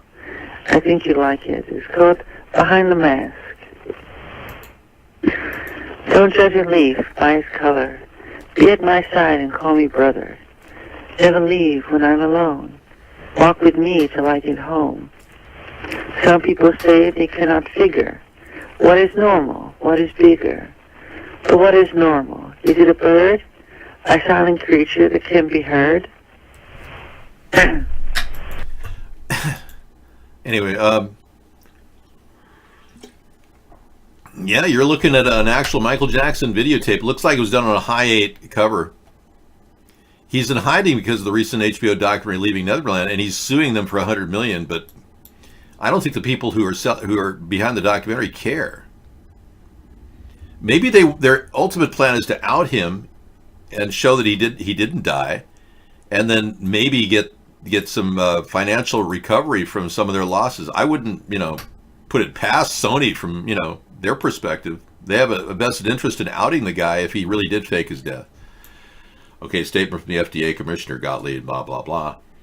Nutrition findings, asbestos contamination in certain cosmetic products, new steps that the FDA is pursuing to improve cosmetic safety. Okay.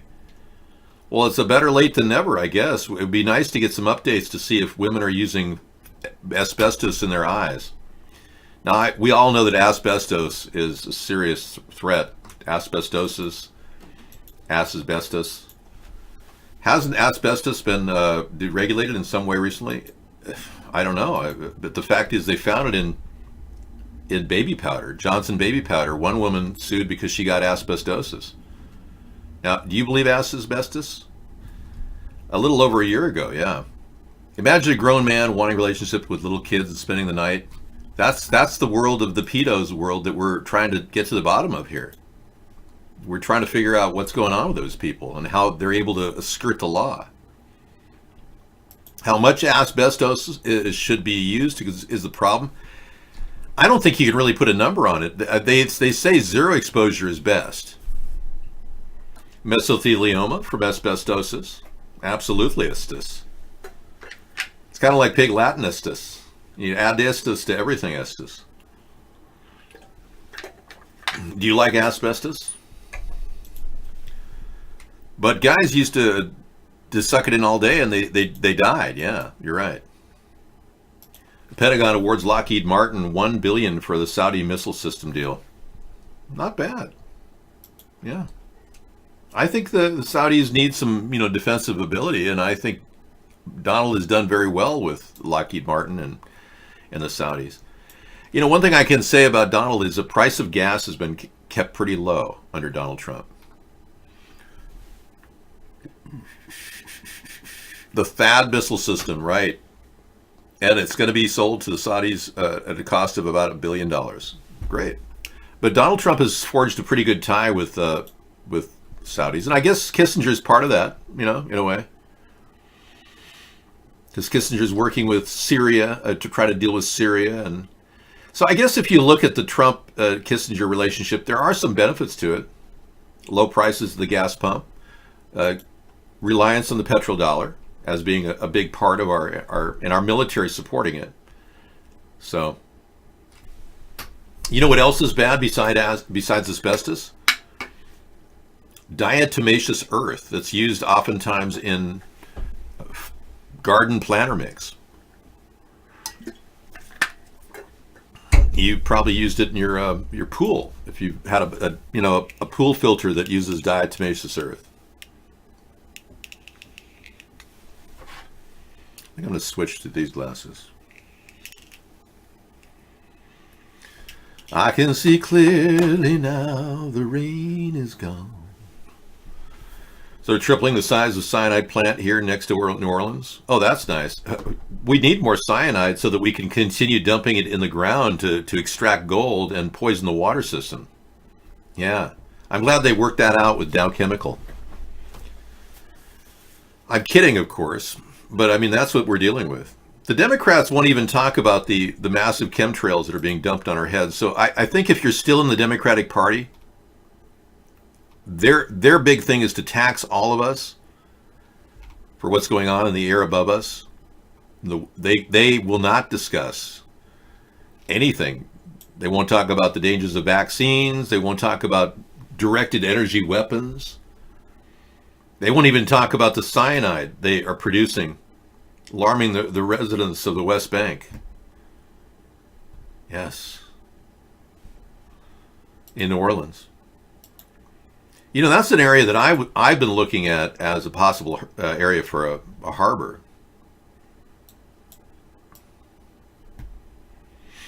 No, I don't believe chemo is going to open up your blood vessels to receive oxygen. But I'm not a doctor, so don't quote me on that.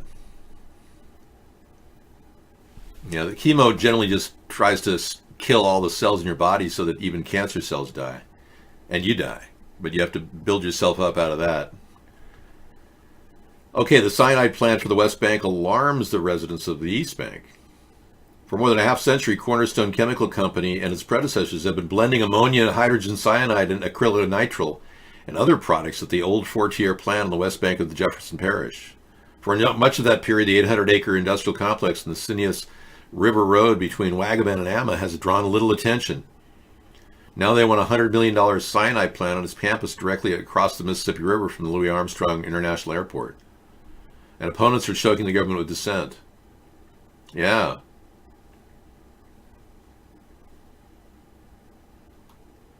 Wow, here it is. Cornerstone Chemical and Hydrogen Cyanide Plant. Wow. Let me look at that at Google Maps and see.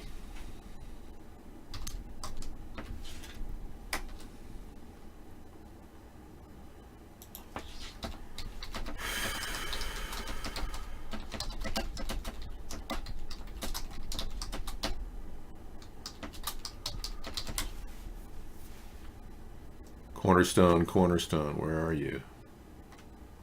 There it is. Okay. Yeah, that's serious. It poses a huge problem because it's a west to east drift, and all those chemicals put this entire neighborhood right here in a not so good position. The Elmwood neighborhood.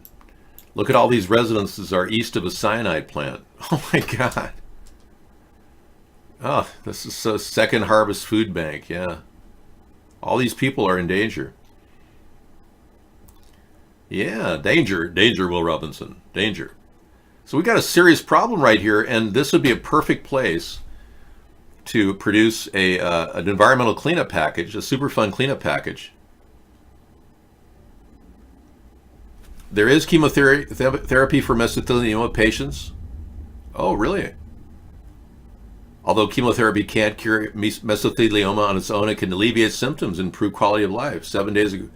Thank you, guest 6885, for Googling that. Appreciate it. Now, this is an idea that I'm throwing out there. You see the waterways right here, and you see this area completely right in this section. I do a little painting over the screen for you. And unlike a Google document that Sarah was drawing on, I'm going to just draw on with my handy-dandy picture painter. But this entire area is potentially an open throughput. If we were to go in and spend a serious amount of effort, Army Corps of Engineers, dredging this waterway right here, we could consolidate, encapsulate the cyanide plant and shut it down. And we could put it in cold storage right here. And put a meridian around it to prevent any leakage, possibly a firewall. And then use this sector to clean up the water. And I'm thinking of filter systems throughout this whole region. And I'm based on the topography, I'm thinking gradated sand filters that would keep the oil from going into this basin. This could be a harbor, an entire harbor, and could offer a potential growth economy in fishing and aquaponics, countless other things. Shrimpery. If you guys could imagine real good quality shrimp coming out of the Gulf instead of something that maybe some sort of filtered.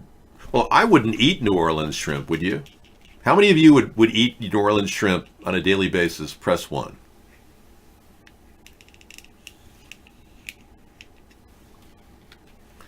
Say, oh, you would? So you're from you eat New Orleans shrimp all the time? Okay, whatever. I'm a little concerned about the environment and the fisheries themselves. You too? Okay. Oh, you eat it weekly. Okay. You're eating oysters right now from New Orleans. Well, I know that the people in New Orleans are concerned about the quality of their food. So if we could filter the water and make it as clean as some of the other areas, there's a brand new operation going on in Baja California to make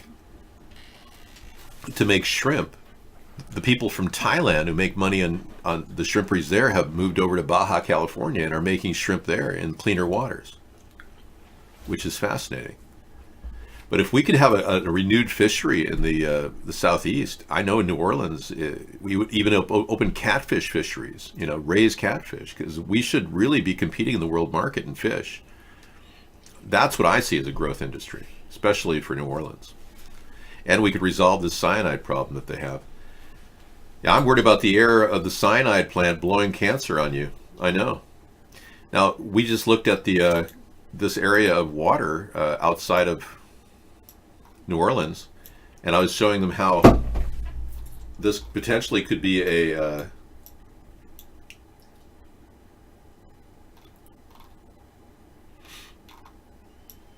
this area in here, right in the swash right in here.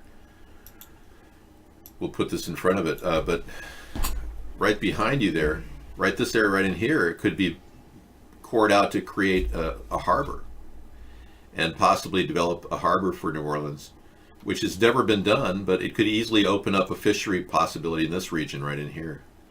But this is Cornerstone Chemical, and these people that live near it, look at the houses that'll be impacted if this Cornerstone cyanide production facility has a west to east drift of air. All these people and all of New Orleans will be destroyed. Look at that. We're talking the entire population is at risk because a cyanide plant is being allowed to operate. Now, this is a beautiful area. You have the French Quarter. A lot of people go there for parties. It's one of the nicest areas for tourism. And you go down any direction and you see nothing but, houses that are seriously in direct wind drift to New Orleans. All right, I think I belabored the point long enough. Sarah's back in the show. I am giving the authority back to her to talk to you guys about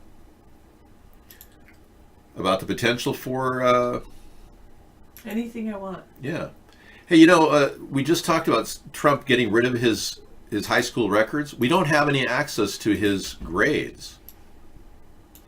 Nobody knows what Trump got in high school. Now, he says he's a very stable genius and that he has, he's a very smart man. But we still don't know what his grades were. You need to dig much deeper for an explanation into Trump's secrecy over the president's surely mediocre grades. Yeah. The school boards began sniffing around for their famous albums transcript in an effort to catch whatever his high school English. Oh, his high school English math grades were looked at, and they tried to suppress it. And Trump, according to Michael Cohen, Trump ordered him to threaten his high school, his colleges, and the College Board to never release his grades or SAT scores. So there you have it. Trump ordered Michael Cohen. This is based on Michael Cohen's testimony. Trump had ordered Cohen to not let anyone see his grades. Wow, according to Michael Cohen. No, Trump doesn't have an IQ test online. Nobody has an IQ test for him, nor for his son. That's an urban myth that his son took an IQ test. Hi, you guys. All right, we're done. Thank you so much. Hello. I can't get over how good that worked for writing just generally in a general way. I'm going to have to open up a Google document, docs.google.com. Thank you. Yeah, it's pretty amazing, isn't it? Yeah. Okay, Speech to text. Good. You look over here. For me, I accidentally ended up with flour in my hair. Well, I had it pinned on a hat, and then it took out the hat, and it stayed pinned to my hair. And I was like, oh, I guess that works. David missed 80% of your links, including 14 cutting-edge firms funded by the CIA in 2016.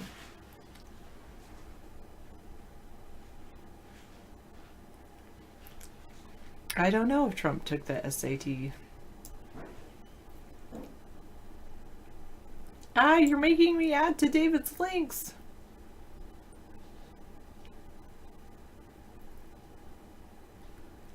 Feels like a lax night, like a relaxing night. If you're not your true self, that will make people like you. I don't know. People like to be listened to.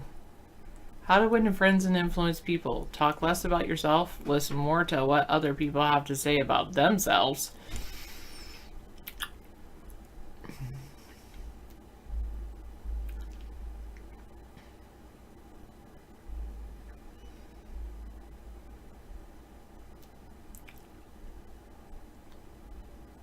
No, Real Magoo. If he does, I'll be his chief of staff and say, no.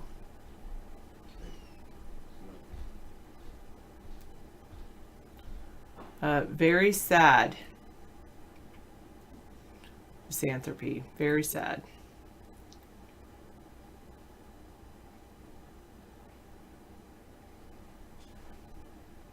Well, you just have to realize you can't please everyone, Anita, and don't stop worrying about what other people think and just be yourself.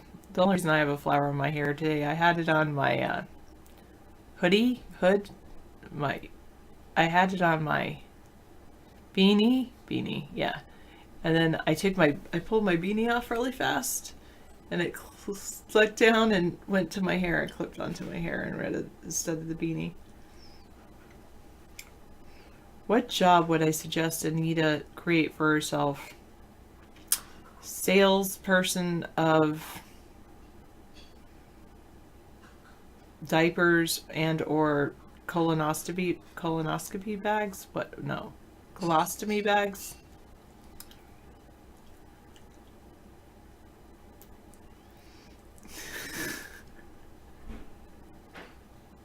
Bad idea. Okay, salesperson of art supplies.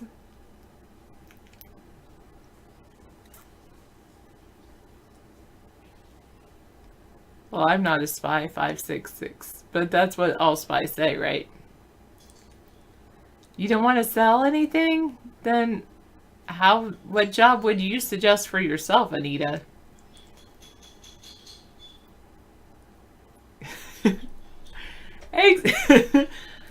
Well, that's what I was thinking, Misanthropy. I mean, that's what I see in the room.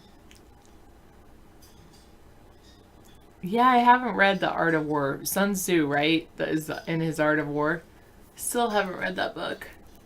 I'll read it eventually, maybe, maybe not. Well, you can be like Misanthropy says. This worked great for me. Go on to tell people in great detail. Or not.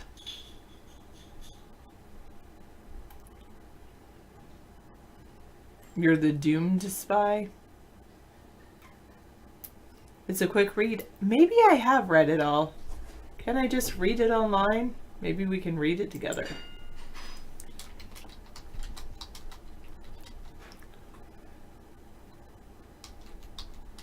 Isn't it TZU? The Art of War in 5 minutes. Here we go. I think I have read it, but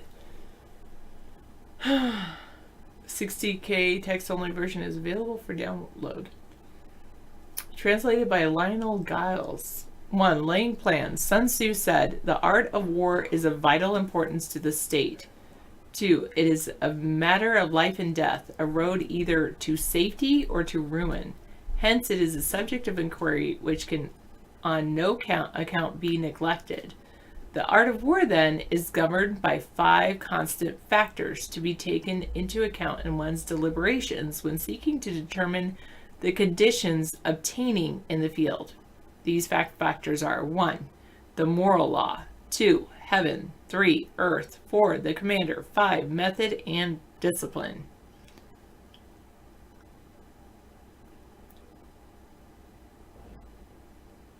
I know it doesn't seem like I am the type that needs to read The Art of War, but why not? All right. The moral law causes the people to be in complete accord with their ruler, so they will follow him regardless of their lives, undismayed by any danger. Heaven signifies night and day, cold and heat, times and season. Earth comprises distances, great and small, danger and security, open ground, and narrow passes, the chances of life and death. The commander stands for the virtues of wisdom, sincerely, I think maybe sincerity. Okay, benevolence, courage, and strictness. Okay, enjoy Fortnite. By method and discipline are to be understood the marshaling of the army in its proper subdivisions, the graduations of rank among the officers and maintenance of roads by which supplies may reach the army, and the control of military expenditure. These 5 heads should be familiar to every general. He who knows them will be victorious. He who knows them not will fail. Therefore, in your deliberations, when seeking to determine the military conditions, let them be made the basis of a comparison in this wise. 1. Which of the 2 sovereigns is imbued with the moral law? 2. Which of the 2 generals has the most ability? 3. With whom lie the advantages derived from heaven and earth? 4. On which side is discipline most rigorously enforced? 5. Which army is stronger? 6. On which side are officers and men more highly trained? 7. In which army is there the greater constancy both in reward and punishment? A little bit. Does sound a little boring, sorry. The Art of War. I'm not really into war, but whatever. But that's pretty good. Maybe those 7 considerations can be also applied to not just war, but business or something. By means of these 7 considerations, I can forecast victory or defeat. The general that hearkens to my counsel and acts upon it will conquer.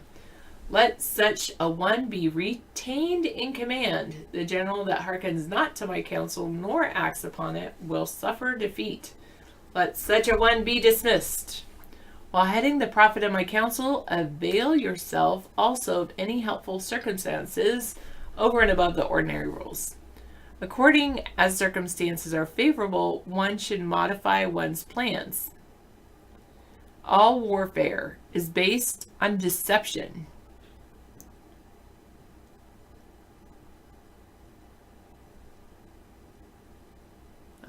Interesting. Real Magoo said, Wellington said that Napoleon was worth 40,000 men on the battlefield, and that's why Napoleon leading its armies, France could be defeated only by the combined armies of all of Europe.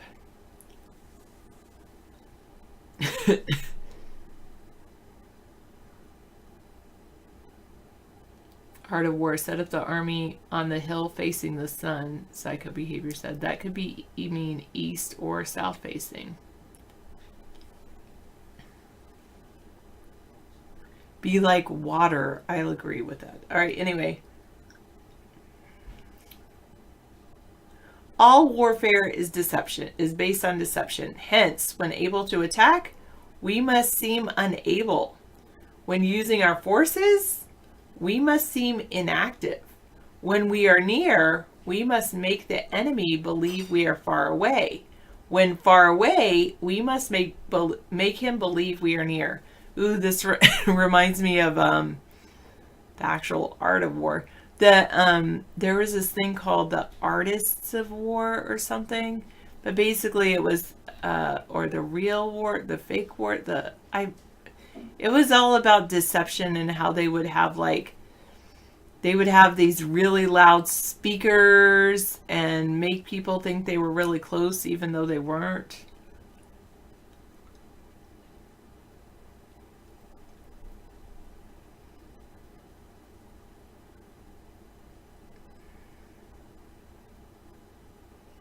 Oh, that's a good one. Napoleon. Real Magoo is quoting Napoleon over here. Okay, it might be better if I can't do a more menacing voice with this temperature. No. Hold out baits to entice the enemy. Feign disorder and crush him. If he is secure at all points, be prepared for him. If he is in superior strength, evade him. If your opponent is of choleric temper seek to irritate him. Pretend to be weak, that he may grow arrogant. If he is taking his ease, give him no rest. If his forces are united, separate them. Attack him where he is unprepared, appear where you are not expected. These military devices leading to victory must not be divulged beforehand. Choleric temper is like if he's quick-tempered, basically quick-tempered, like he's easily angered.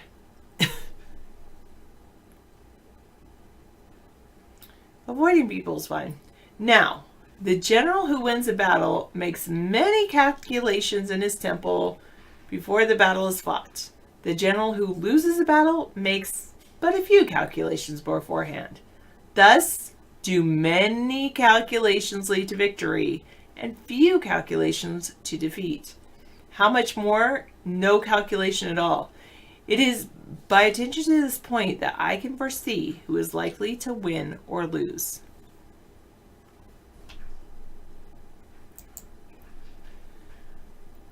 Two, waging war. Sun Tzu said, in the operations of war, where there are in the field 1,000 swift chariots, as many heavy chariots, and 100,000 small mail-clad soldiers, with provisions enough to carry them 1,000 li, the expenditure at home and at the front, including entertainment of guests, small items such as glue and paint, and sums spent on chariots and armor, will reach the total of 1,000 ounces of silver per day. Per day.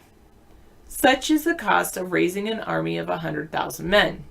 When you engage in actual fighting, if victory is long in coming, then men's weapons will grow dull and their ardor will be dampened. If you lay siege to a town, you will exhaust your strength. Again, if the campaign is protracted, the resources of the state will not be equal to the strain. Now, when your weapons are dulled, your ardor dampened, your strength exhausted, and your treasures spent, other chieftains will spring up to take advantage of your extremity. Then no man, however wise, will be able to avert the consequences that must ensue. Thus, though we have heard of stupid haste in war, cleverness has never been seen associated with long delays. There is no instance of a country having benefited from prolonged warfare. It is only one who is thoroughly acquainted with the evils of war that can thoroughly understand the profitable way of carrying it on. The skillful soldier does not raise a second levy. Neither are his supply wagons loaded more than twice. Bring war material with you from home, but forage on the enemy. Thus the army will have enough food for its needs. Poverty of the state exchequer causes an army to be maintained by contributions from a distance. Contributing to maintain an army at a distance causes the people to be impoverished. On the other hand, the proximity of an army causes prices to go up, and high prices cause the people's substance to be drained away. When their substance is drained away, the peasantry will be afflicted by heavy exactions.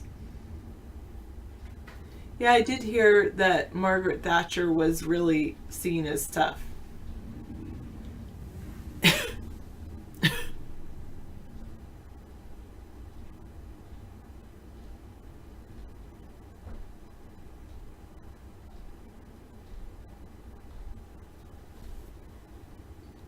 I can read you Dr. Seuss next, maybe.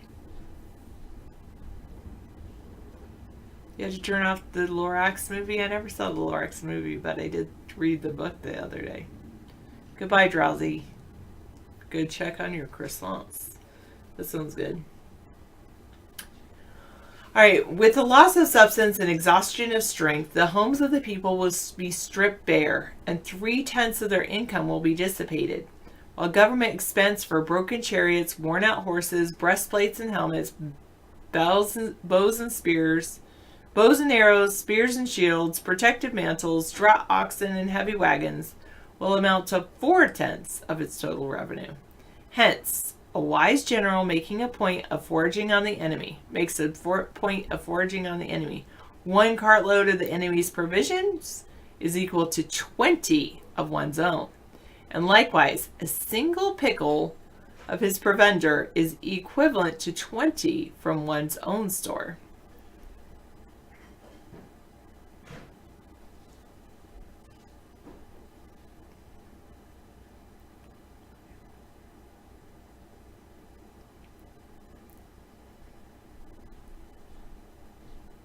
They do always remake the Grinch.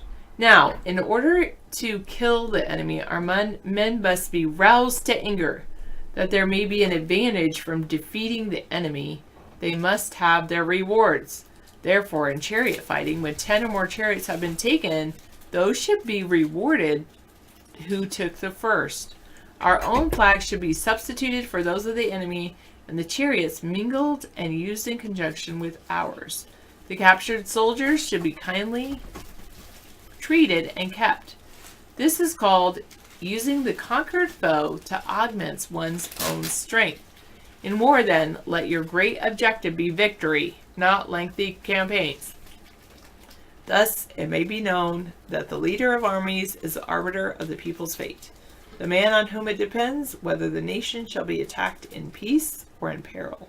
You know, I don't think this factors in the profit machine of the war, military ordinance. It does talk about but because they wouldn't want to make a war swift if they want to protract a lot of capital and money earned from that war. That's true. So that model is really what's in play right now. Is all these companies living their companies rely on the making of war machines.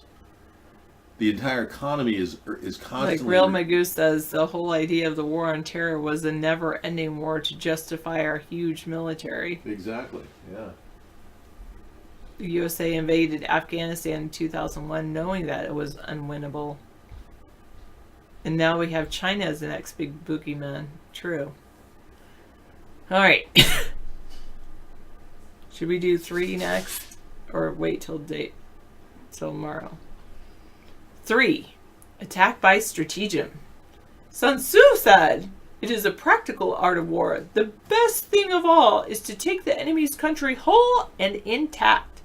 To shatter and destroy it is not so good. So, too, it is better to recapture an army entire than destroy it.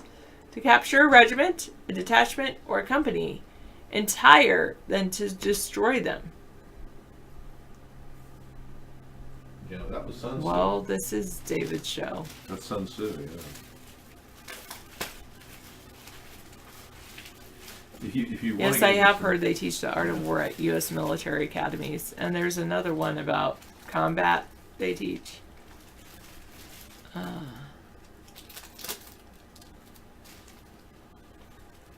you could also track his writings. And many people have studied his teachings, but the corruption within our government is not about winning wars, it's about extending wars. Well, hence to fight and conquer in all your battles is not its supreme excellence. Supreme excellence consists in breaking the enemy's resistance without fighting. Well, they certainly have done that with our will to stop them. That's for sure. Creating apathy among the population and wondering, having everyone wonder, gee, let's just watch this whole thing take place, and nothing changes when we watch it.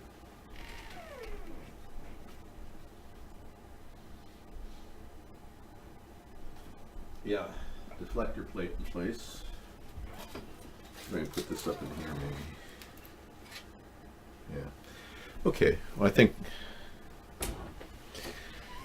I think the fact that the war has been, such a profit-making endeavor, and our government has been hedging most of its assets toward war to bolster our dollar, our petrodollar. It's a model that is successful up until a point at which I'm not a creepy guy, and I resent that. Maybe they're talking about the other people. Oh, Ghost of Shannon? Okay. He's not a creepy guy. He's a guy who, let's see.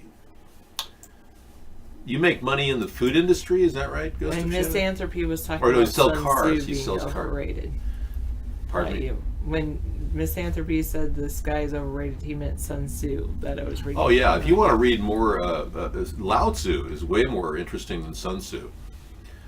Lao Tzu is the founder of the Zen Buddhist, and his teachings are well advanced. Pacification is far greater than military strategy. All right, moving on. Okay, I'll read more tomorrow. Thank you, Sarah. You're awesome. You're I'm going to educating bed. these people. You're such a teacher, I'll tell you. You really I'm always a teacher. You are. You teach so many people all these good things. It's wonderful. Thank you so much. And you all enjoy yourself. Yeah. Because you only have this one life to live. Look at Luke Perry. I heard you sell cars down in China. Sales for a USA company in Hong Kong and Macau. Okay.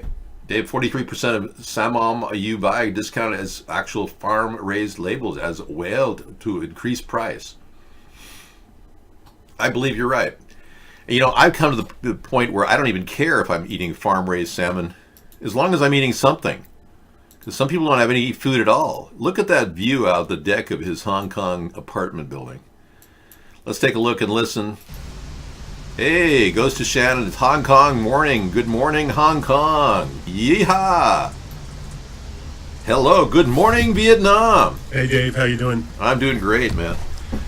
Yeah, so you sell something in this area and you work for a You company. can see we're having some heavy rain here today. Yeah, it's like a veritable typhoon. Almost. Wow. Looks cloudy. Yeah, Jack Ma has a mansion right Actually, near... now, this time of the year, it's monsoons. Oh, it's monsoon season. Doesn't Jack Ma live near right where you are? I mean, does he... Actually, 885 is right. Yeah. Yeah, he's got a place a couple of miles away from here. Right. I thought I saw him out at the liquor store down there, getting some food on the remote control camera I'm running. I'm just kidding. Jack Ma. He's quite a guy, you know. He's really telling American business to wake up. Dave, did you know that Jack Ma's daughter is going to UC Berkeley? No, I'm not a stalker, but yeah, tell me more. That's great. That's all I got for you. Oh, okay. Well, UC Berkeley's a great school. Good luck. I wish him the best. He is a brilliant strategist, and he came from humble beginnings. He certainly has a good vision of how economics really is. He's a handsome guy, too. Are you making fun of him? Is that what you're saying?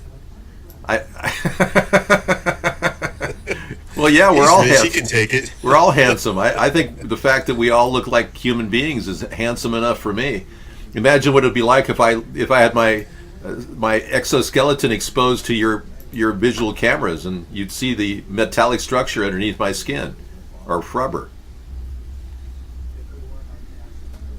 But yeah, he's a good... Okay, Dave. Okay. Have a good show. Take it easy, man. Goes to Shannon. Good night. And thank you for coming in, man. Peace out. Yeah. I'm a cybernetic organism. Human flesh over metal exoskeleton. Yeah. Go see Carl, go see Carl, go see Carl. If you want to buy a robot, go see me. If you want to get a deal, go see me. If you want to get a robot and you don't know where to go see me. Go see me, go see me. Okay, let's take a look here at the pictures of robots. We are heading toward a dystopian future with robots and AI controlling the world. And my biggest concern is that this recent 5G network rollout is artificially intelligent derived. That somehow they said, hey, yeah, we need to develop an electrical system that resembles a microwave oven so that we can fry all the humans. So first we're going to brainwash them and make them think everything's fine, nothing to worry about. We're going to get zealots to promote this plan. People who like money, like Tom Wheeler, the zealot. Yeah, this guy is unbelievable. The United States will be the first country in the world to open up high-band spectrum for 5G networks and applications. And that's damn important, because it means that U.S. companies will profit, and we don't really care. Yeah. Well, these I definitely. I saw Kareem Abdul-Jabbar wear these same glasses in the basketball games, and I thought James Worthy could do it, and then I said, I could do it too, man. You know that James Worthy spent $15,000 on his glasses, and these were only $2,000. I do. I would love to show you how to design a house on SketchUp, but unfortunately, I don't have SketchUp running on this computer. I have SketchUp running on another computer so that my proprietary secrets are not actively connected to the web. I operate various platforms that don't access the internet, giving me a better opportunity to hide my unique designs from prying eyes and industrial espionage. But first goes the brainwash, and then comes the yeah, they can do this any way they want. They could, vaccinate you. They could stick, drugs in you, make you stupid, prepare you for the zombie attack with this survival kit.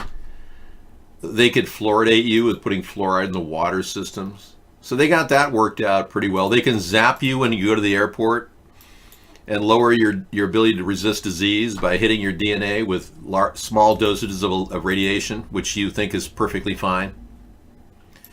Huawei is leading in the 5G network, but it's not the point isn't whether Huawei is leading. The point is, are they killing us?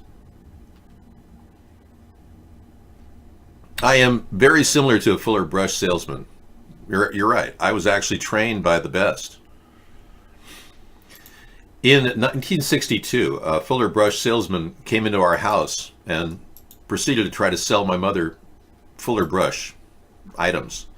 And it had such a big impact on my early formative stages of my speech patterns that I began looking and sounding like a Fuller Brush salesman.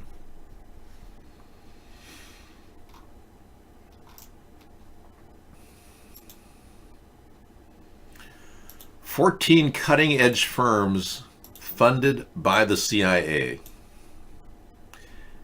And that's In-Q-Tel is number one, the people that bought half of Google. In-Q-Tel invests in companies that can deliver useful technology to the intelligence community within 36 months. Like your daily timeline. We have a bunch of investments, or Sarah has a bunch of investments in penny stocks and marijuana industry. We've lost quite a bit in recent years. She has. I haven't. I don't invest.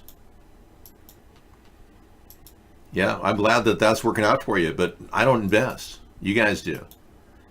You're giving stock quotes and real-time statistics on uptakes and downtakes.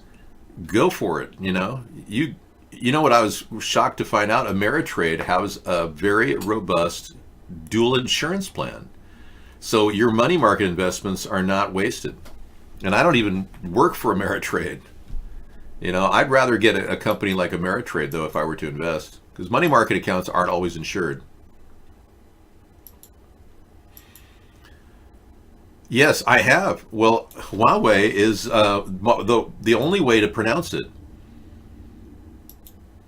We have various ways to pronounce it in various languages, but no, it's Huawei, not Huawei. Goes to Shannon to clarify that for me. It's Huawei. Yes. Check it out.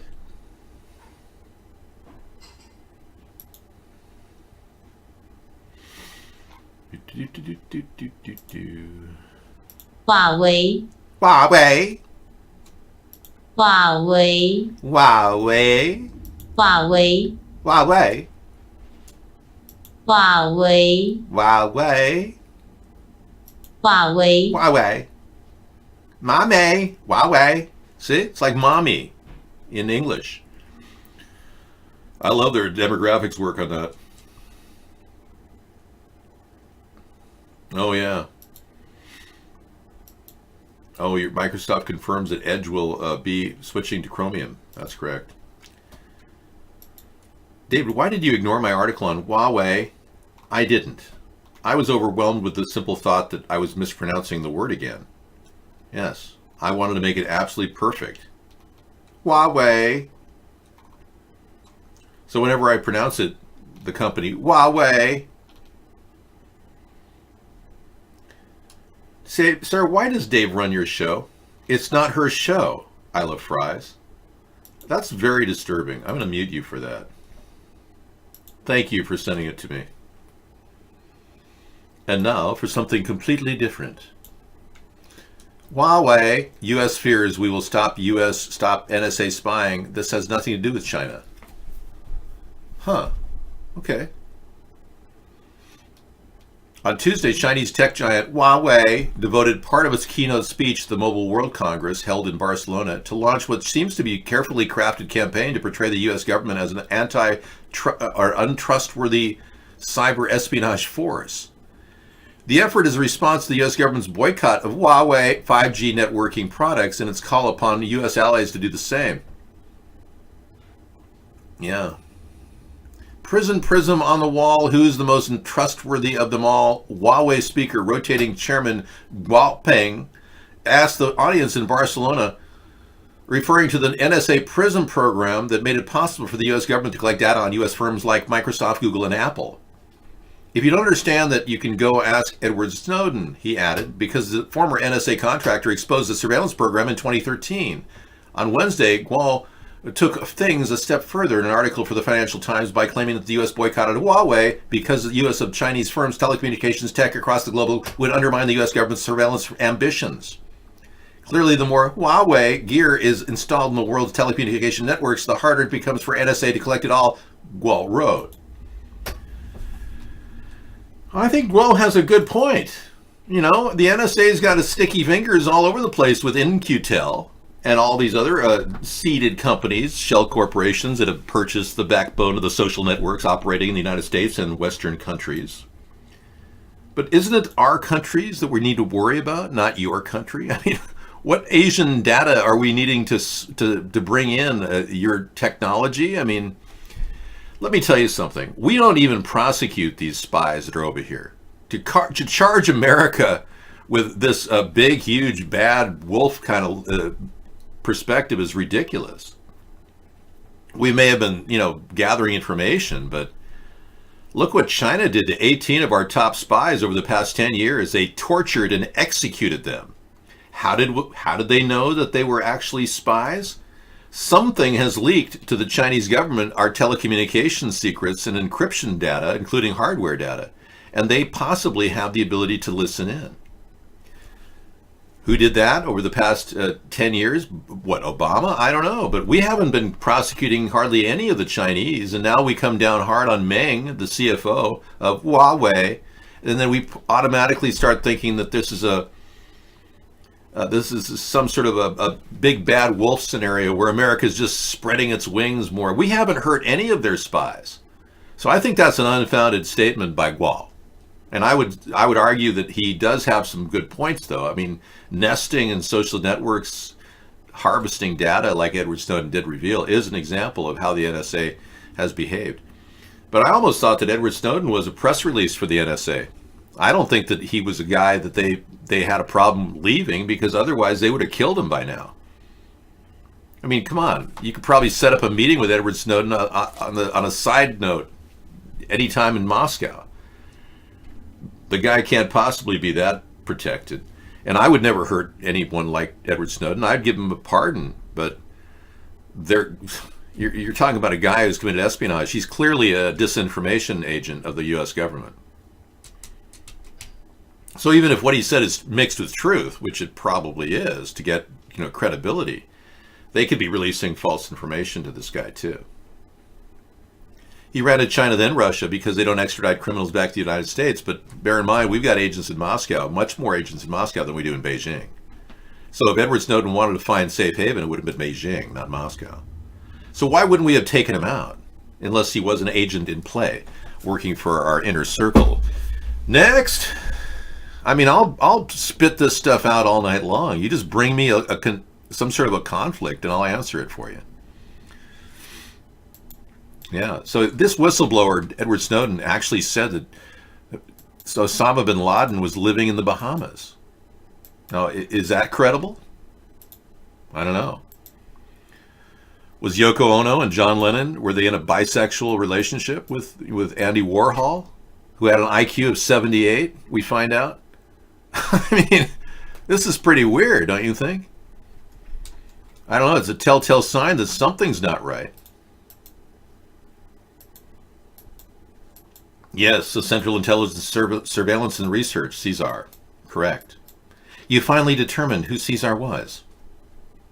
Thank you, Misanthropy. Your deciphering skills are top-notch. Have you considered work at the NSA? You could be working in the encoding division as a bean counter. Yoko is going to release information about her contribution to the Beatles. You know that statement where John Lennon said yes? I think that was her input. She said, John, say yes. Yes is the answer. No kidding. Wow, that was, yes is the answer. That's brilliant. She needs some song credits, something to show her talent. The woman was just phenomenal. I mean, she had the vocal talent that nobody's ever even gotten near to match. Here she is.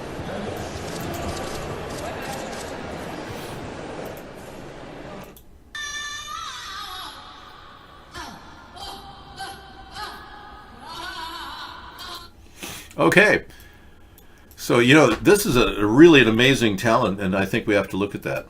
Okay, let's talk about the fact that the CIA has been doing some bad things over the years. It in no way justifies Meng's detainment and her $10 million bail. And I even said that I was appalled that Donald Trump did not lighten up the economic sanctions against Iran after the treaty wasn't signed. Remember, I was one that said not to sign the treaty. But I also said retain certain open ties for economic growth. There had to be something. There had to be a win-win out of the Barack Obama commitment. The Barack Obama commitment was a huge $155 billion waste of money, cash and credit to Iran. $155 billion, and here we're having a problem with $5 billion for the wall. Nancy Pelosi is a stick in the mud. She doesn't want to do anything.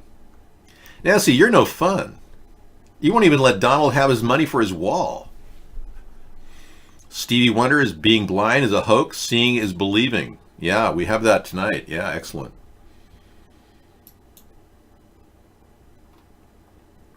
We got Alex Jones sells out. We got videos up the yin yang tonight.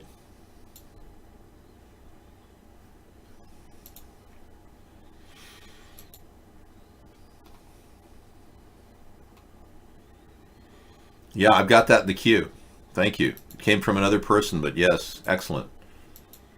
Donald isn't rich. He owes $2.3 billion.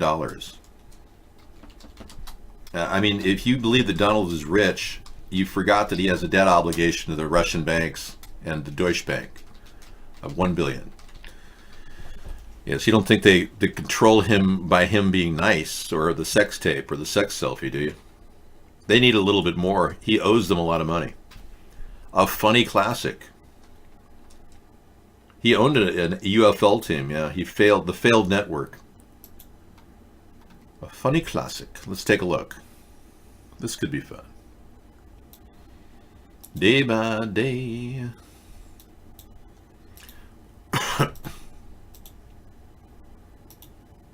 Whoa, get those containers out of there. We got the long haul truckers coming in there and dropping their big load. Yeah, yin yang. Yin yang. We haven't talked about 9/11 tonight, and today's Truth Tuesday, so I don't know, maybe we should talk about 9/11. Maybe not. King Kong Bundy has passed, age 61.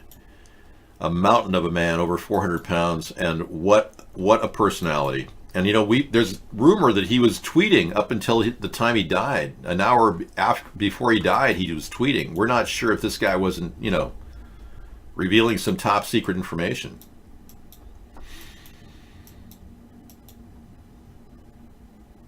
Well, I don't think you need to drive when you're Stevie Wonder, Totore. I mean, you don't even need a girlfriend. You can just hire a hooker. Yeah. Yeah, I don't think Stevie Wonder needs to worry about getting laid, dude. I mean, he makes so much money on his well, he must make something on his music. Course, Trump wants to build a wall. I know, and Trump has failed him. So come on over to America's Third Party, you right-wing supporters of Trump. Yeah, right on. He has backed down on the wall issue.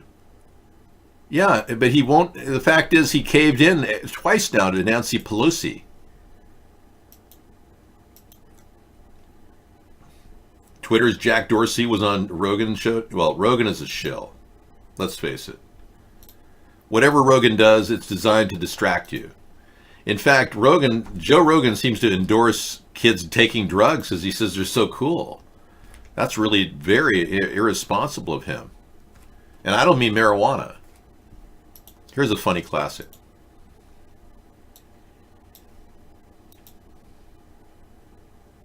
Just fucking keep on walking. It's sort of like a donkey will like never question why the carrot dangling in front of it's never getting closer. Like we'll just fucking keep on walking. And you try and tell that donkey, like, hey man, do you realise like there's like a rod and like a string there? So mate, I don't have fucking time for conspiracy theory shit.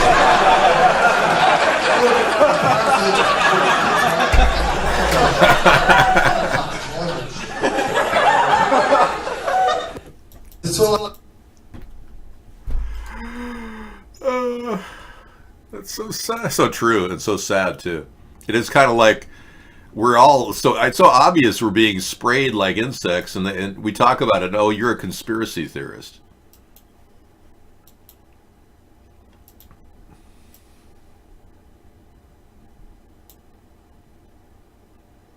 Oh, fetal death following flu DTaP shot. This is a story we'll be featuring later tonight. More about the vax. Truth.org, VAXTRUTH.org.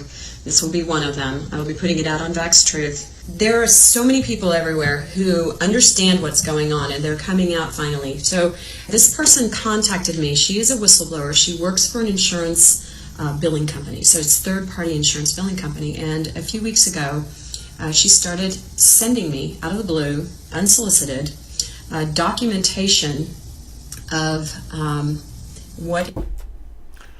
You like her, huh? She's your kind of gal. Well, she seems a little butch for me, but thank you for sharing.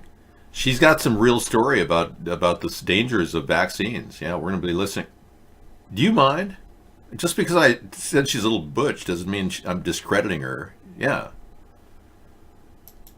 Yeah, I don't openly support LGBTQ as a rule. I'm concerned about, tranny bathrooms everywhere. And I'm not going to fall off the deep end like Trump and say that transsexuals need to be banned from the military. We need them in the military. Do you have any idea how many design purposes they could be useful for? Or maybe they could go in undercover as, like babes attracting General Duterte. Ooh, you look so nice. Oh, honey, let me tell ya. Angry zero-interest credit card scammer won't relax. Oh, good. We got Kitboga. I have met many people who scam people on the internet. But this man, Kitboga, he is very good at stopping many scam artists who take money from innocent people, fleecing them of everything they have to do checks on their computers for viruses. Thank you, Scissorfight.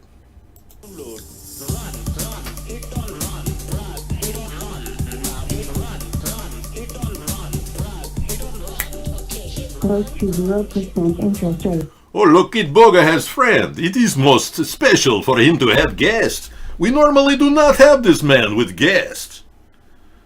They kicked me off Twitch claiming I was homophobic. Can you believe that? Me, of all people. Really? You just had a nose coffee enema? What are you, like, splurking, drinking? Don't drink coffee while you're watching the show. You can blow out of your deviated septum, the hole in the roof of your mouth from doing too much methamphetamines.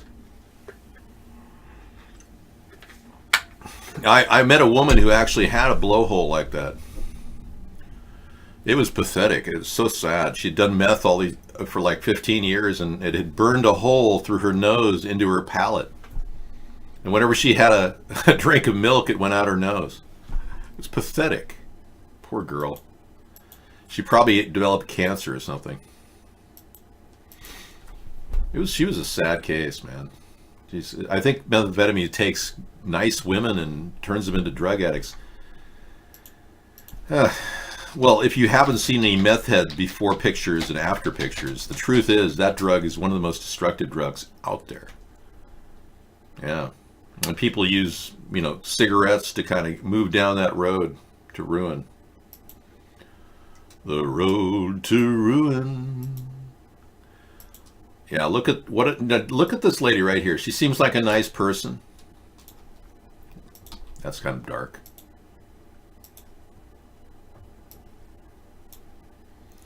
But look what she became. I mean, this is the meth head. Introducing the meth head. There's another one. Yeah, it's terrible. I mean, they're seemingly nice people until they go down that dark path. Wow, that's crazy. Whoa. Ooh, not looking good. Like a different guy almost. We saw her already. Yeah. That's 1 year difference. Look at that. With meth. I know. Wow. Freaky. Comedina.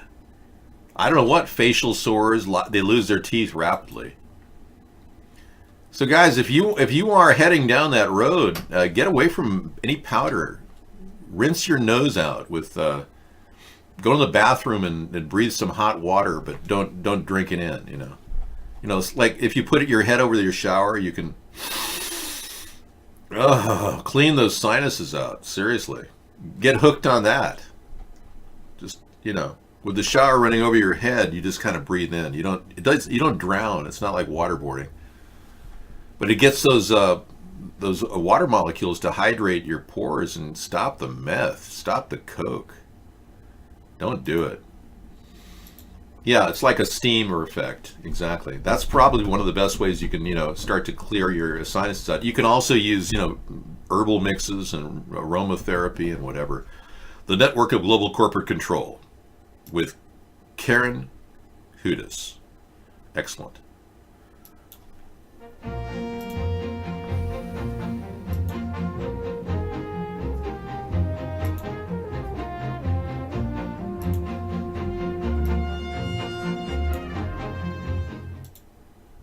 Good evening. I'm your host, Karen Hudes. This show is a series that has been coming to you from DCTV since 2015 in a weekly program called the Network of Global Corporate Control. She's smart. She really knows the truth about our government. Yeah, really, fruit enzyme instead of meth. There you go. She's an expert on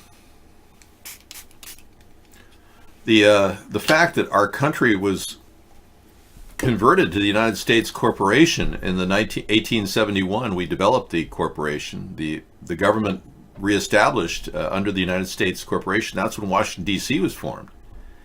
It's like a de facto corporate office. That's the best way I could describe it.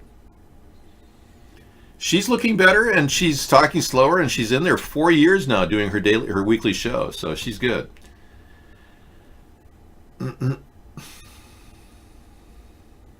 And this concern is the United States Corporation has borrowed so much money, and $22 trillion to be fairly exact, and that we don't really have the ability to pay it back. Yet she's aware that our country has a collateral at the World Bank from the gold that we got from Japan and from Germany. And, if you ever wondered, where did all the gold go from Japan and Germany? And do we have, $500 billion in gold at Fort Knox? These are all big questions. But it's this analysis that we're going to need to figure out how to build an infrastructure bank and reinvigorate our economy, because we're not going to grow economically if we rely on the Federal Reserve, which by their own measurements have pretty much reached the level of their own ineffectiveness that stalls our economy. Every time they talk about raising the interest rate just a little bit, the stock market dips way down every time. So we need a new mechanism to get our economy growing, and that's why I'm suggesting that in order to fix the core systemic problems and flaws within our economy, we have to develop an infrastructure bank. So I'm offering an infrastructure bank opportunity could be run by our own Treasury Department, an actual offshoot of the Treasury. And it would open up loans as low as 2% to U.S. businesses hiring U.S. citizens at a living wage of $15 an hour. So if you got a loan, you'd have the contingency you have to sign that when you hire people, you have to pay them $15 an hour, and you can only hire U.S. citizens.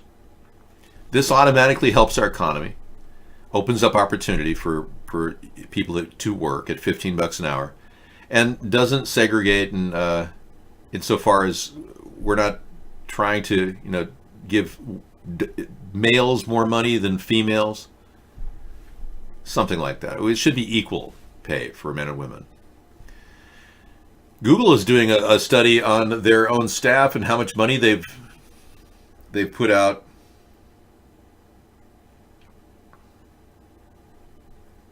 And they found out that here it is. Here it is. Google gender.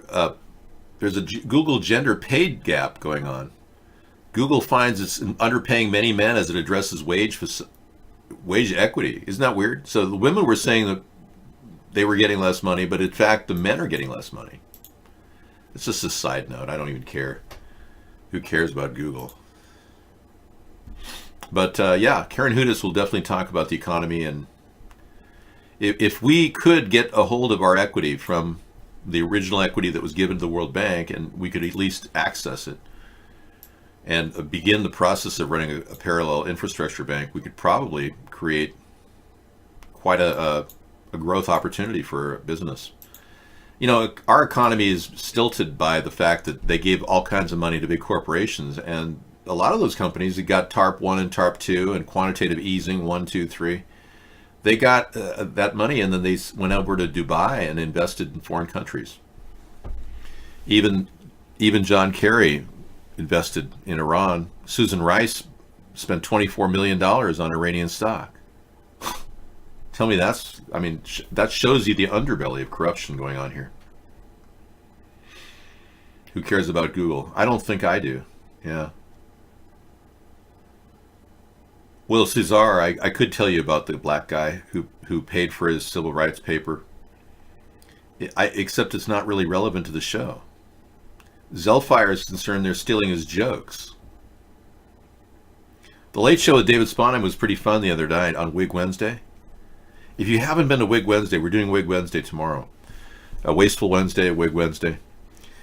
It was hilarious. I was having I was dressed like a rock and roll guy, and I'd go on camera at 11:30, 12, doing funny facial features. The black guy that approached me, I don't want to engender any type of racial hostility here. And just because he walked up to me and said, "Why do you don't know nothing about the civil rights movement?" doesn't mean that I want to in any way, exploit that. Nor do I want anyone to think for a second that I'm, racist in any way, because I'm not. I actually, even though I've been violated by black people in my life, I don't harbor any resentment toward them. Dave, what is Tesla going to sell? Cars online? And why does the Morgan Stanley say it's illegal for other car makers to do so? That I don't know. I don't know why Morgan Stanley would put a clamp on anybody but Tesla, but Tesla's working some big deals. He's got the Iridium rocket program where they disperse chemicals over your head and act like it's a satellite. He's got this other fake car in the sky in Florida that everyone knows is CGI. Elon Musk said that it's so fake, it has to be real. That's a quote from Elon Musk. It's so fake, it has to be real. So whatever he's got going with the car manufacturing and Morgan Stanley is a side deal. I can't even imagine what that is. They're selling, they have actual machines in China. They're going to be opening up a car machine. It's like a large vending machine where you can actually hit a button and it rotates to the car you want. You give it the money and you can drive away with it. Isn't that amazing? Go see Cal, go see Cal, go see Cal. Folks, I got a car here that is on a turnstile. And you can pick any car you want. And I will sell that car and I will make you a deal. Or I will eat a bug.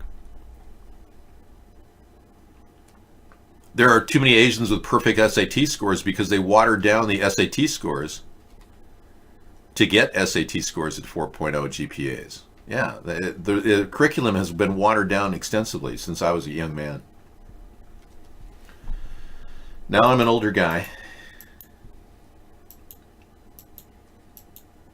It wasn't fake. The damn car is trackable for a couple months. It'll be again on later. Zelda has been hijacking your name. Okay. I wouldn't worry about it. Okay, we got wrestler Luke Perry's son, wrestler Jungle Boy. What to know about the late actor Luke Perry's son, Jungle Boy? Let's take a look. Here he is, Jungle Boy, in his native environment. Oh, yeah, there he is. Yeah, he left behind a legacy greater than Beverly Hills 90210 in Riverdale. His kid, Jack, 21, and Sophie, 18. Jack Perry is a rising star in his own right, as he has made a name for himself in the world of wrestling, where he goes by Jungle Boy. Jack's in the ring persona is that of Tarzan-esque character, complete with his mane of long curls, loincloth-like shorts, and a heavy dose of leopard print. Because the first entrant in this match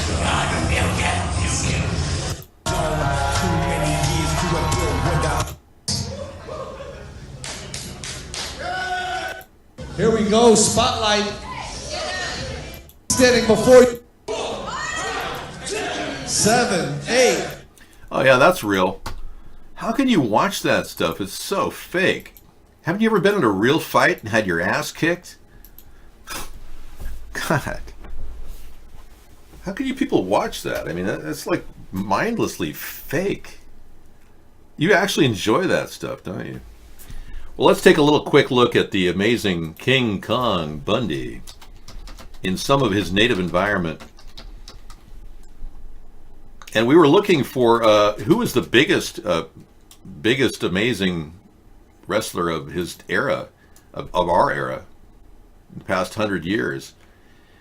And the answer was not King Kong Bundy, but was Man Mountain Mike, who towered above everybody at over 600 pounds. Yeah, and I was right. Man Mountain Mike was the biggest and baddest of all. But this is King Kong Bundy making his WWE debut in 1985. This is a one. Yes, look at this. Oh my goodness. From the looks of things, I think it's Bad City. Now that's a real hit, a double barrel backflip in the reverse position. Now if you're trying to see WWE, but you turn instead onto a channel that says porn, and you're looking for the reverse cowgirl position, you're in the wrong place. You need to go back to the WWE's channel and get out of the porn channel. All right. Yeah, Man Mountain Mike versus Braun Strowman was one of the greatest up-and-up WWE matchups of all times. Yeah, he must have ate a lot of pasta, but you know, whatever gets you through the night.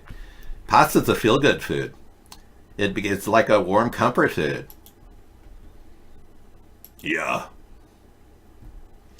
Yeah, they found another new image on the moon. Apparently, this sighting was located outside of the CGI labs at NASA. A small country, big dreams, has been located. That's right. Israel has been able to arrive on the fake moon with a fake moon landing and install their fake CGI image. Congratulations, Israel. You're part of the gang of liars who tell people false statements about the moon landing. If you still believe that we landed on the moon, well, I'm sure there's a party, the Democrat-Republican Party would welcome you at this point. I'm beginning to feel that the moon landing was not exactly 100%.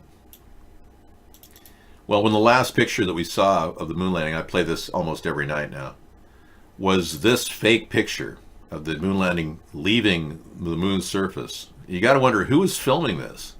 How did they get the film back to the Earth? 4 days, foot. Engine arm is empty. I'm going to get the pro. 99, proceeded. 3, 2, 1.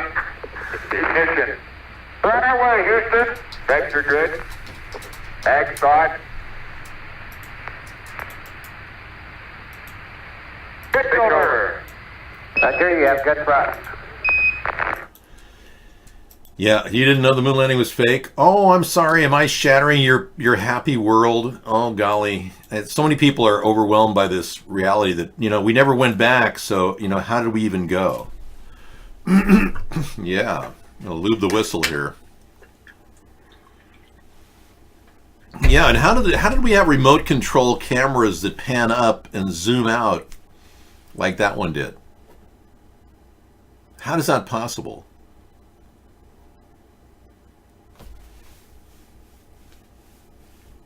Dave, is masturbation a sin? Only if you tell. Yeah, so you just committed a sin telling people that you are masturbating. Yes, I would recommend going to some sort of a pastor, priest, voodoo witch doctor. What do atheists have? What do atheists have like to expurge your sins? What do you have to convince 4 or 5 people that there is no God in order to expurge your sins from? Oh, yeah, a lot of the moon landing was filmed in the Arizona desert. Yep. We haven't been back in 50 years, people. I mean, hello. Time to wake up from your dream state. Atheists pay a hobo 25 cents and confess their sins to the hobo, saying, dude, I can't believe you're like homeless, but clearly there's no God, dude, because you're homeless, dude. Yeah, they go around spreading the rumor among that there is no God among homeless people who are down on their luck. That would be a fertile ground for the atheists to, bring in people into their religion. Whatever you want to believe. I mean, I believe in free will. One giant leap for suckers, one giant leap for reality. Atheism is a religion. And everyone who argues with me about that is an atheist. I'm just, David, why has there been more rain this year in California than there has been in the last few years combined? Because part of the Illuminati card game is to break a dam. And in the 1990s, when they set up the Illuminati card game, breaking a dam was one of the plans they had. So with the Russian River breaking through, affecting a lot of people's homes right now, they're working on blowing Shasta. So it's just another geoengineering task that the government's planning on doing. Yeah, card game is pricey. It's $169.99 right now on eBay. If you'd like, I can place your bid now electronically. Just give me your username and password. No, I'm kidding. It's a joke. Because the government controls the rain? Yes, the government is God in that respect. They're playing God. Or better yet, they're having sex with Mother Nature, or worse than that, they're raping Mother Nature. No, forget that. They're gangbanging Mother Nature right now. You've got chemical waste dumped in our waterways with companies like Dow Chemical getting away with all kinds of crap. You got cows eating Roundup, unable to, do anything but sit there and, pee Roundup and give you Roundup in your milk.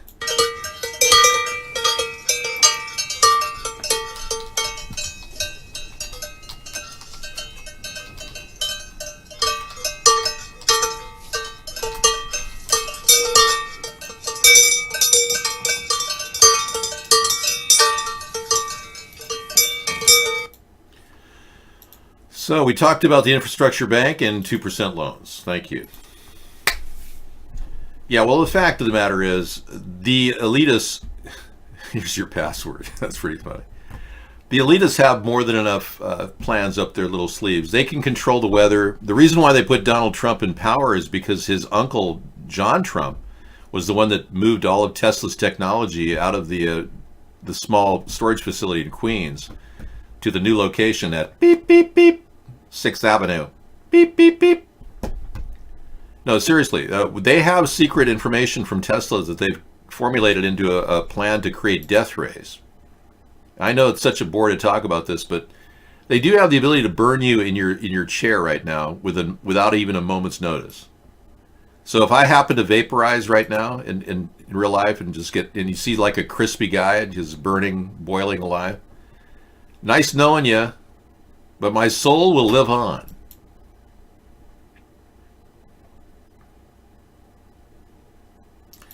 Right, and you're having a hard time finding non-GMO low fructose lube for your sex play. Poor guy. Dude, do you have any like non-GMO organic lube? You're funny. You could actually make a living doing that. Pretty soon the people on Earth are going to eat crayons and crap in the depends. Well, they already are. Yeah. Well, eating and crapping crayons is part of a daily life for a lot of people. Food is scarce in some countries, so people have taken to eating Crayolas. No, these are not Photoshop pics, these are. No. These are real pics of the California fires taken by people with a thing called cameras.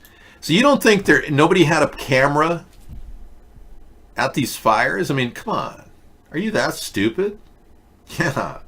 In fact, there's 5.4 billion cameras in the world, yet there's not one picture of an alien. So I show you pictures of directed energy weapons, and you say, oh, that's Photoshopped. But then I show you a picture of a reptilian and go, wow, aliens really exist. Oh, wow, this is great. I'm just so amazed that aliens exist. Yeah, you're very gullible if you believe that aliens exist. And right, many of you are shocked by what I'm saying right now.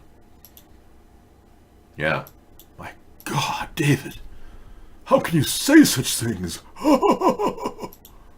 Yeah. No, they don't exist. That's my point. Come on.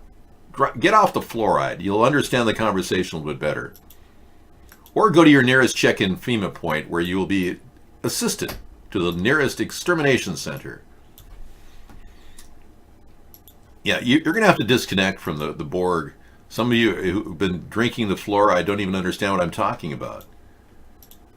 Now, there's a conspiracy theory that could be factual. I don't know. David Hogg might be Adam Lanza. This is something that was proposed a couple of weeks ago. Same persona? I don't know. It doesn't seem like it's the same guy, but whatever. Yeah, these are serious. The directed energy weapons really are something the government has capabilities of doing. Yeah, but if you really want to believe in aliens, sure. I'm sure there's an alien out there for you somewhere.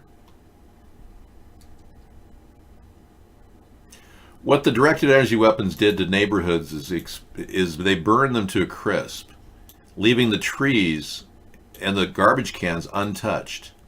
This was the most selective forest fire in history. Yet our government hasn't found one arsonist, and they're blaming PG&E on some fire due to crossed wires. I mean, come on. And now PG&E is restructuring under bankruptcy with the Rothschild family underwriting them. So when PG&E gets done, they'll absorb all kinds of potential lawsuits and jack up your rates for all of you California people. Oh yeah.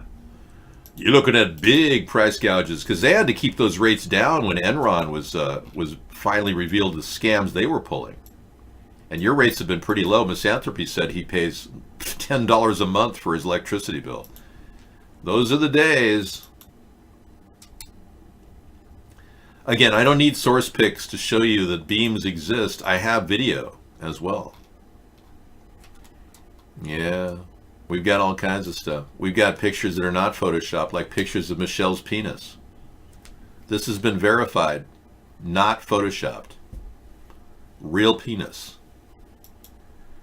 At the core of this party is a man who is the most dedicated person on earth, who has more discipline than 99.9% of the population. No one has ever done a show, no one in the world has ever done a show 6 hours a day for 10 years. I've done 9 hours a day for 10 years. Yeah.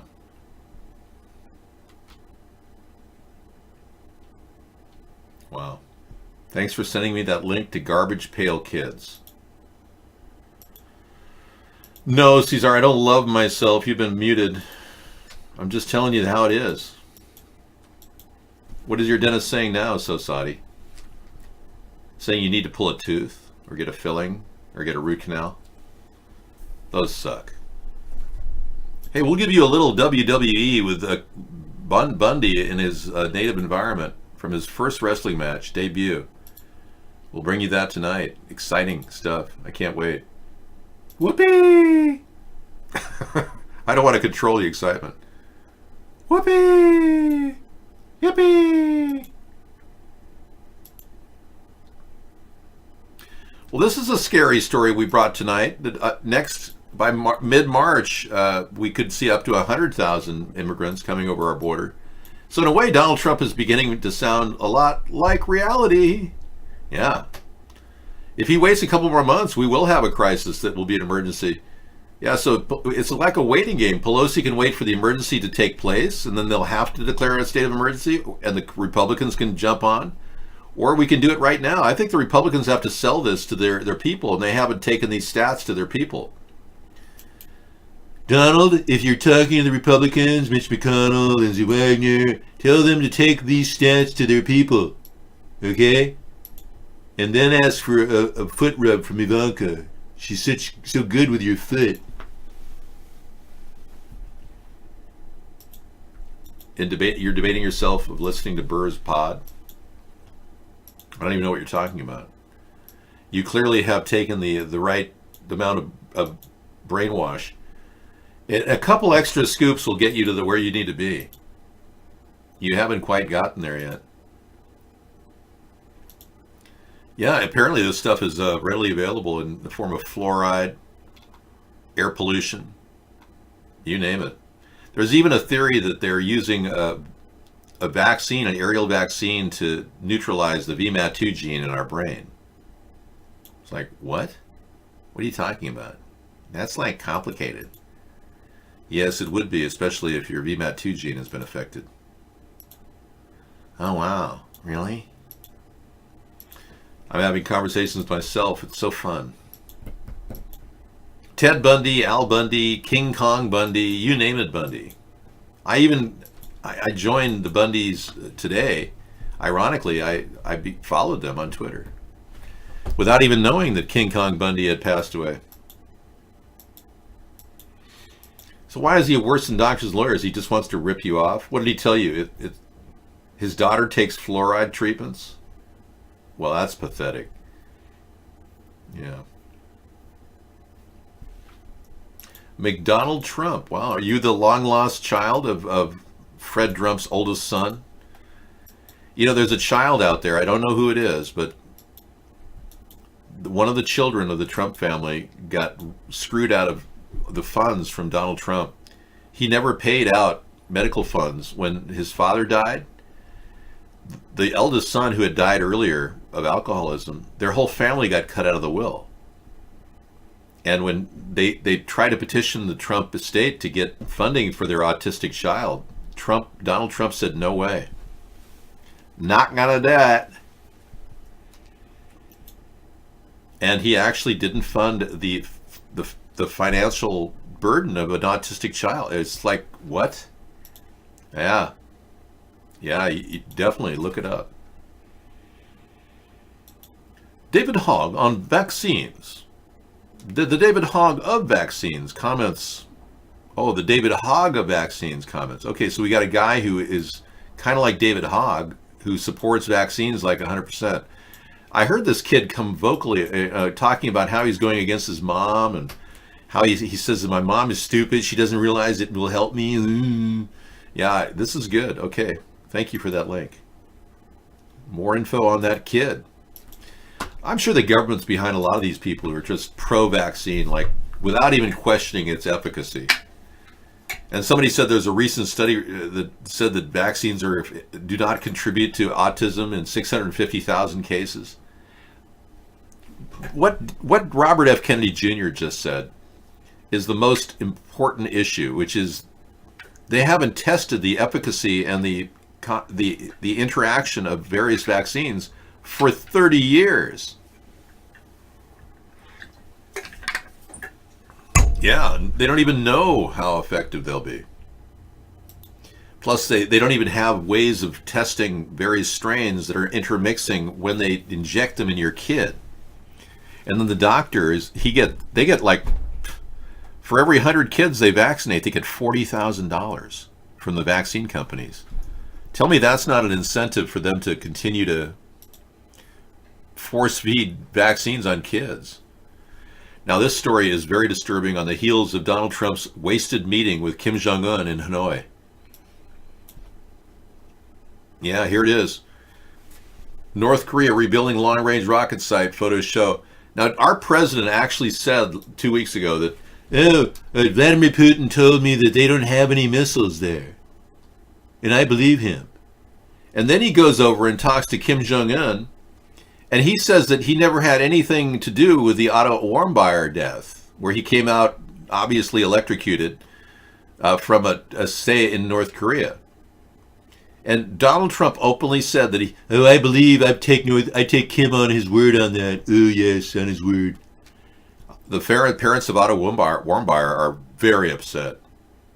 It's clearly Kim Jong-un would have known if they were sticking electrodes up the guy's brain. Al Bundy is no longer a part of the show. Yeah. Love and marriage. Yeah, that Al Bundy. No. He's still alive. I think they were doing a reunion, if I'm not mistaken. The Al Bundy reunion of Married with Children. I thought it was in the works right now. Hi-yo! Oh, here it is. They put it on YouTube. 2 burgers, 2 fries. This is back in the day. Antagonists with each other, but the second somebody came in and tried to... All business until his blind internet date. So, do you have a real need to see that? I mean, is that something you want to see tonight, or rather talk about politics? Did Ed play for Pittsburgh? I don't think so. Ed McMahon played pocket billiards with himself on the show. Ed and I have had a long relationship. I am not Johnny Carson. God bless America. Land of the free.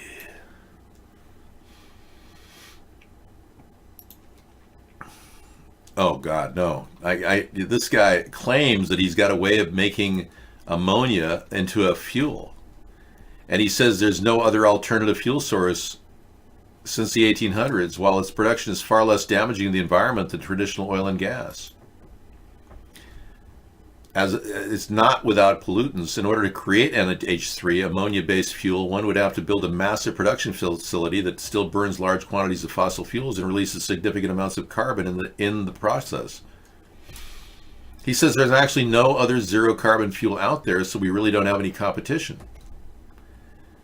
In 2014, Gordon spent his career producing active pharmaceutical ingredients for sale around the world.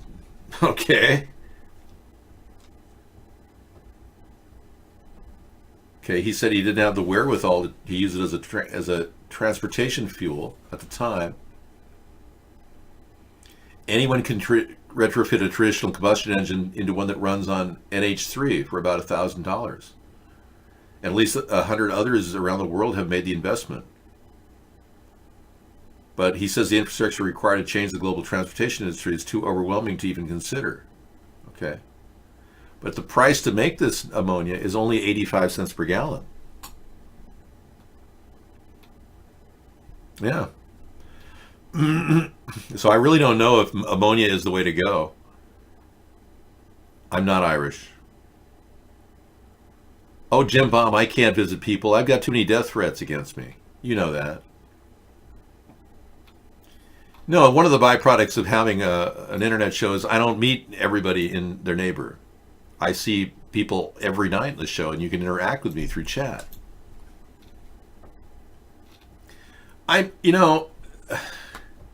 After nearly 2 decades working on creating a clean, decentralized energy storage and fuel source, Gordon himself seems split on where he believes things will go from here.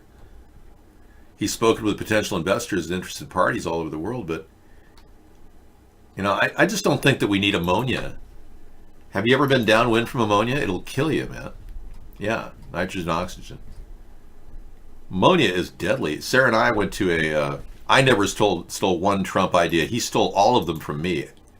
All of them that he has are from me, and I can prove it. It's more than a strong stench. I actually had an ammonia spill out of a truck that was transporting ammonia at a rest area, and Sarah and I nearly fainted. We were at a rest area, got out of the car. I said, Sarah, that smell is just unreal. I was like, oh, getting wheezy, seriously. And I said, get in the car. And we went right into the car, closed the doors, and we were able to breathe inside the car for a while. So we got the hell out of there and made a phone call to the 911 and said, there's something leaking at a rest area. That's the last thing we talked to. Hopefully they checked it out. But yeah, when ammonia leaks, it'll kill you. Yeah, it's a total no-no. I nearly passed out. Yeah, I mean, you're at a rest area looking, nonchalant. Whatever you do, don't talk to people at rest areas. If you go to a rest area and somebody engages you in a conversation like, hey man, could you help me jump my car, man? Say, no, I gotta go. I'm late. Don't do that. If they don't have the wherewithal to get a jump from some service or have their uncle or cousin come out and jump them. Seriously, it's a dangerous situation because you're basically opening your hood of your car. They could easily take your car, carjack you, leave you for dead. Ted Bundy used to lure women by asking them to help them jump his car. And he's a guy who admitted that he was a serial killer and how he did it. Yeah.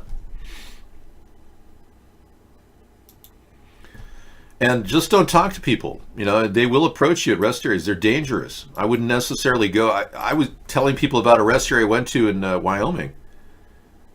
I went in there, Sarah and I just kind of got into our car, and we had curtains on our car, and we went to sleep. It was kind of a wagon we had. It's not unfriendly. It's safe, Jim. I'm trying to save your life. I grew up in Los Angeles, California, the city. My name's David. I'm not a cop. But I can give you tips on how to save your life in a very tough situation. Ma'am, I understand you were at the rest area. Now, I understand that the rest area that we went to had a van parked next to us. And I was wondering why some woman was like shaking her butt out of the van door. I didn't think anything of it. She literally had her ass out the van door and is just like moving it around. And I was like, yeah, these people next door are like, kind of weird.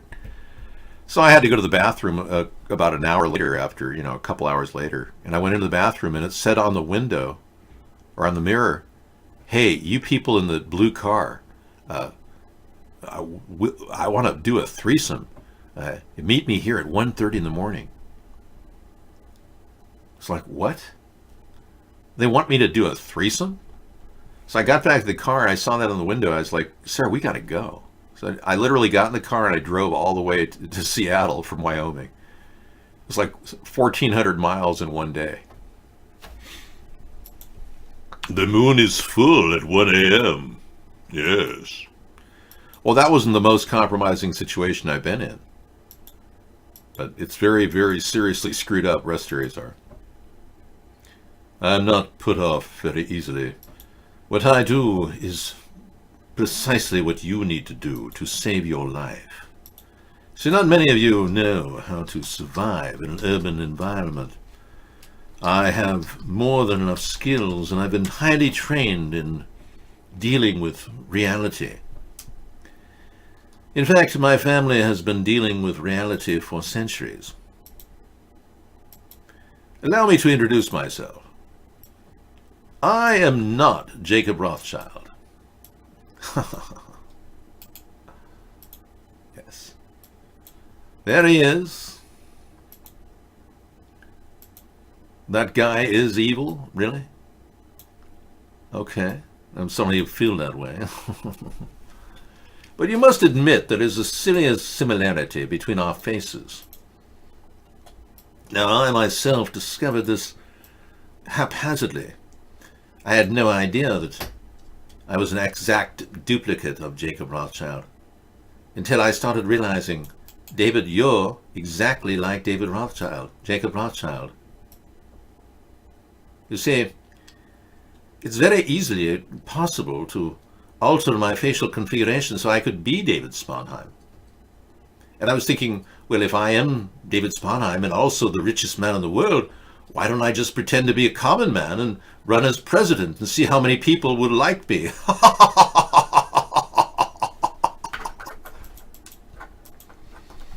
No, I'm not I'm not Jacob Rothschild. No need to worry. David Spawn's child. Whoa. Cool, dude. It's like chat on the screen. We're not really catering to MAGA here. I'm supporting MASA. Make America Straight Again. Yeah, it's a new concept. I'm going to maybe use it as my selling point to, make America Straight Again, not applicable to people in California or New Jersey. Not MASA, like MASA. MASA, Make America Straight Again. You like it?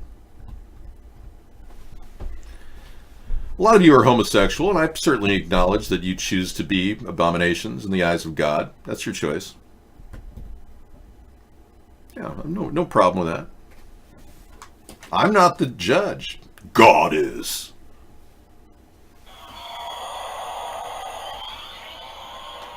Oh, and here we go. Mr. Atheist.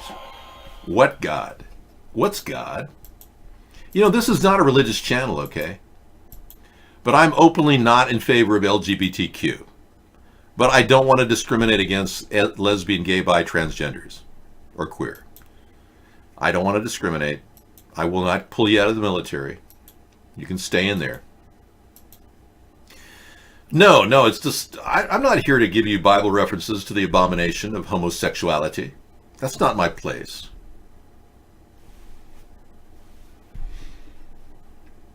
Many of you are leaning in the direction of homosexuality, and I understand you may be eating genetically modified soys with dangerous esters that could be lowering your testosterone level and turning you gay.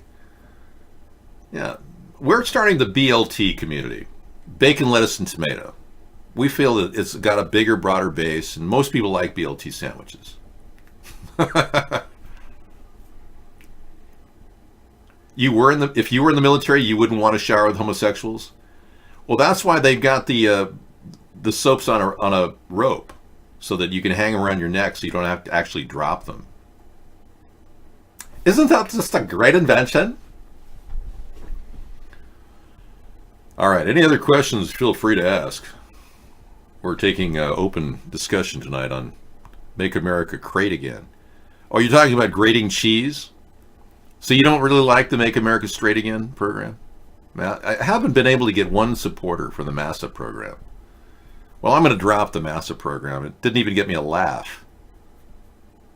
I hear everyone going, oh man, you're not allowed to be against LGBTQ, Dave. Make America Sponheim again. There you go.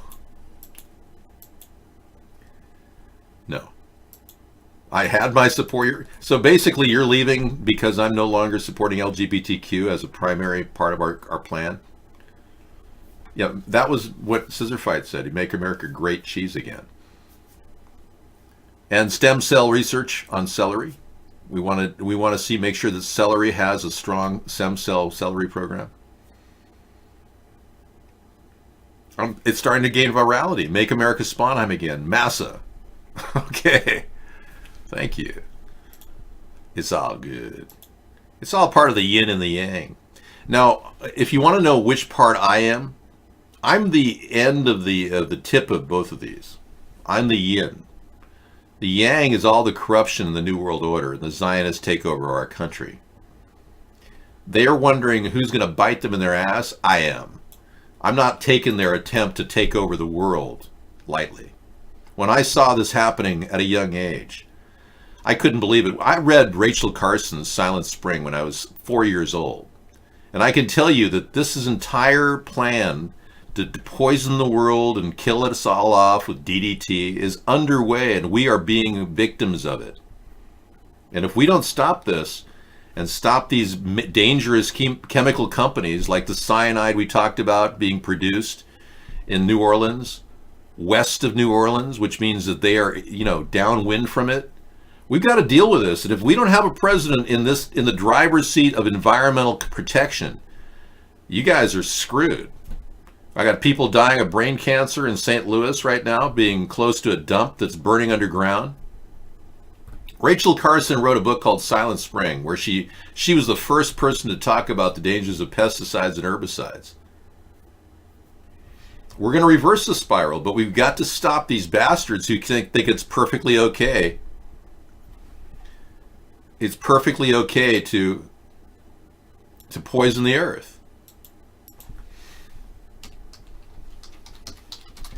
Now, somebody just said that I am like the guy on Heaven's Gate, which is ridiculous. I am not that guy. I don't even look a bit like him.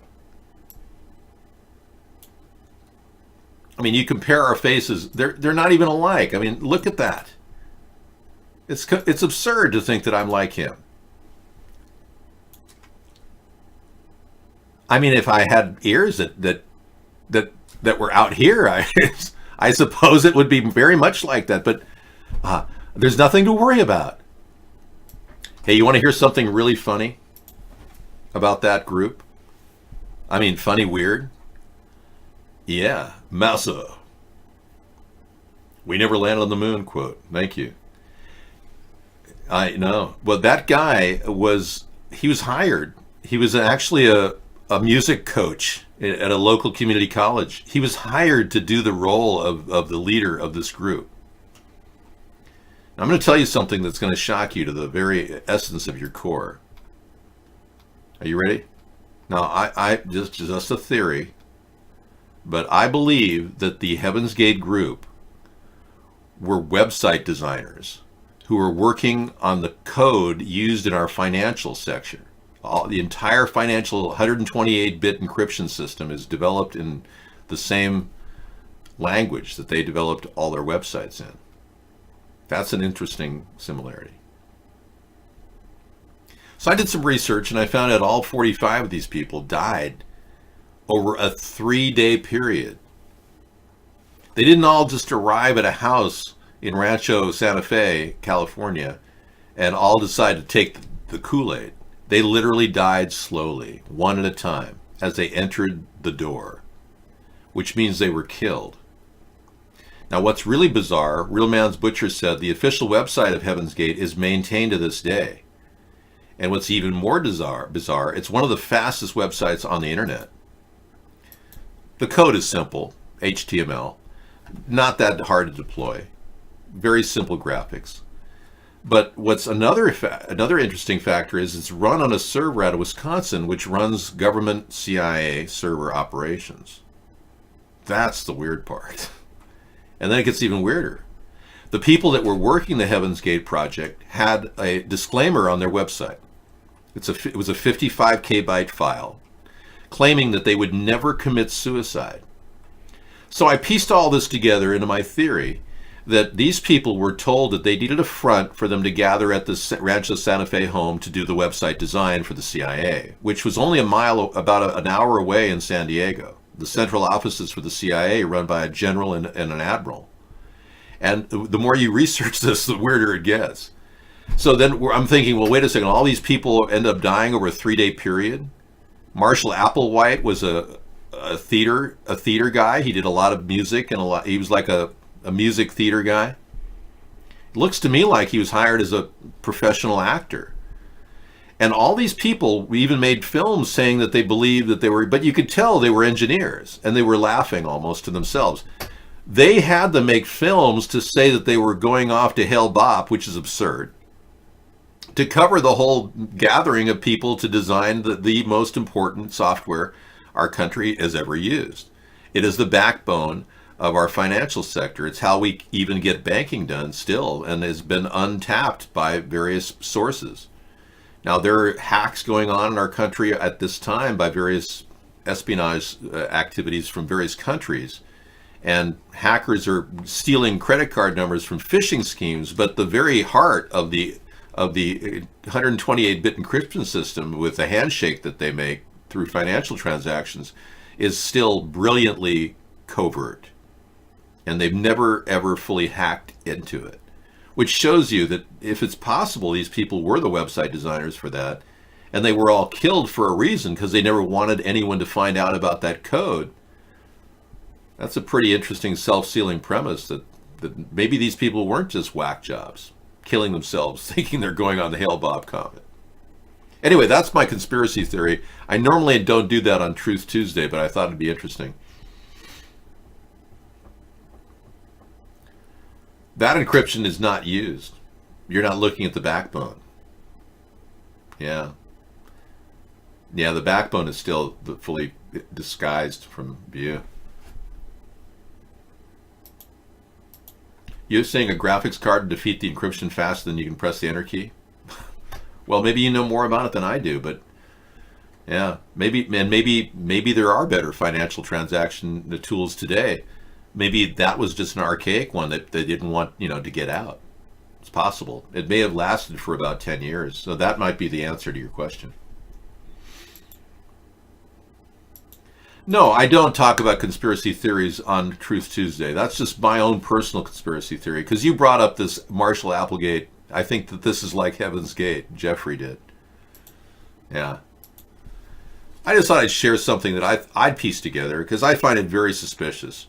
Now, that 55 KB file that the Heaven's Gate used to have on their site was wiped out the day they died.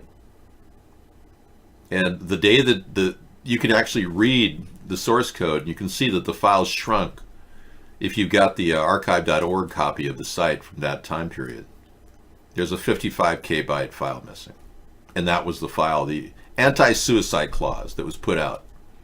So it's no longer there on the site. Why would they put that out there and then get rid of it when everyone killed themselves? It's pretty suspicious to me. We never saw the bodies that they carried out and buried. No.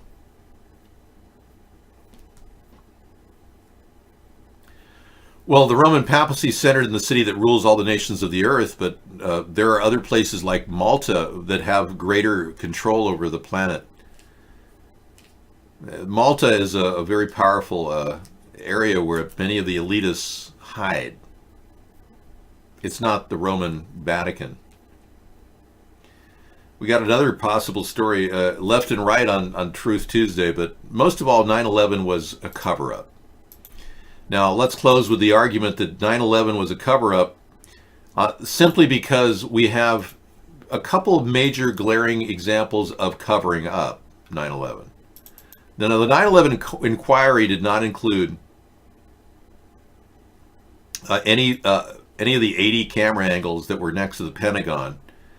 All we got was just 15 frames of the Pentagon being hit by what appears to be not a 757 jet, but a missile.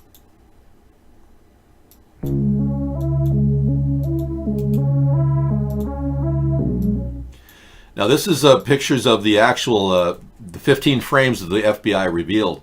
There were 80 camera angles that could have easily seen exactly what happened, but the FBI didn't reveal more than this. And even that shows the tip of a missile. You can see it right there. So here is the missile. It's kind of like here's the castle and there are the kids. And there's the missile, and that alone tells you there's a cover-up. But there's more. It turns out the 9/11 Commission report didn't include Building 6 of the World Trade Center in their analysis. Black nobility are the groups that are behind the Illuminati. That's who black nobility are. If you want to research that, Google the word 9/11, the Order of the Garter. And you'll find more on black nobility than you'll ever imagine. 9/11, the Order of the Garter is the group that in England, comprised of the Queen, Prince William, and others, who actually, that's the name of their actual gathering, the 9/11, the Order of the Garter. It's just a side note.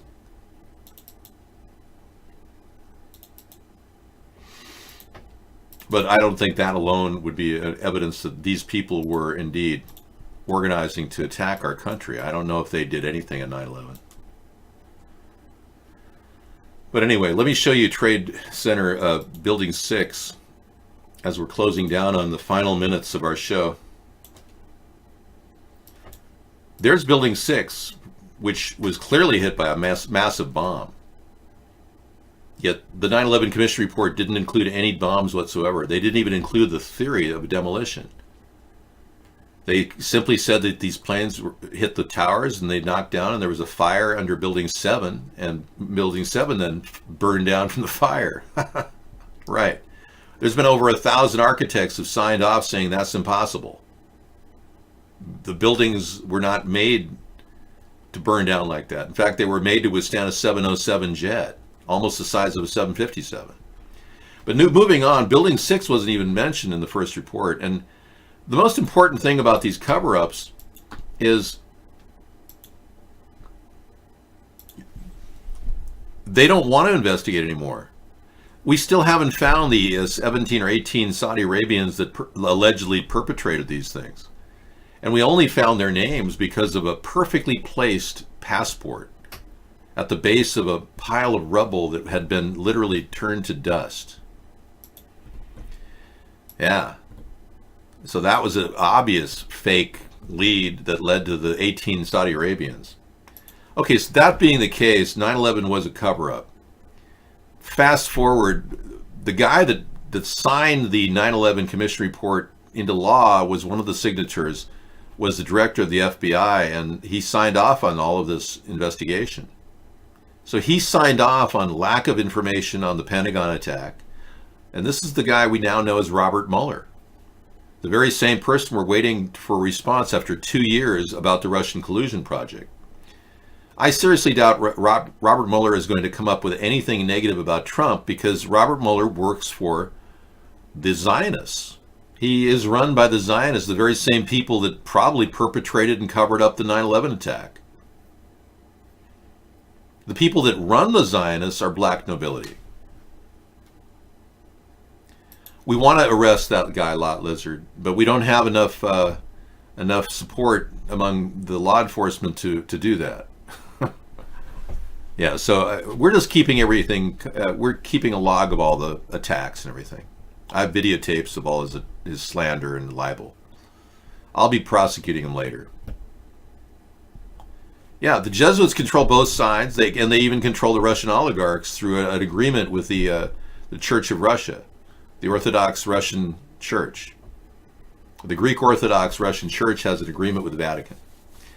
So the Zionists are working and colluding with the Russian oligarchs. That's my theory, but I have it more than tested in every way. It is the reason why there aren't any major reveals going on and why Trump isn't prosecuting anything Hillary's doing, because Hillary and Trump and Obama all collected money from AIPAC.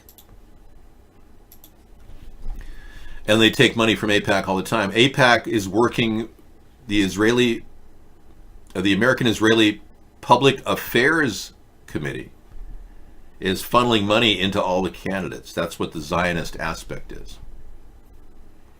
So as they funnel money, these people are not officially a political action committee. So there's another glaring problem that AIPAC has never filed as an official political action committee, and I think that would violate McCain-Feingold law. But I have not researched this with the FEC yet. This isn't bad propaganda. I'm just telling you this is what's going on.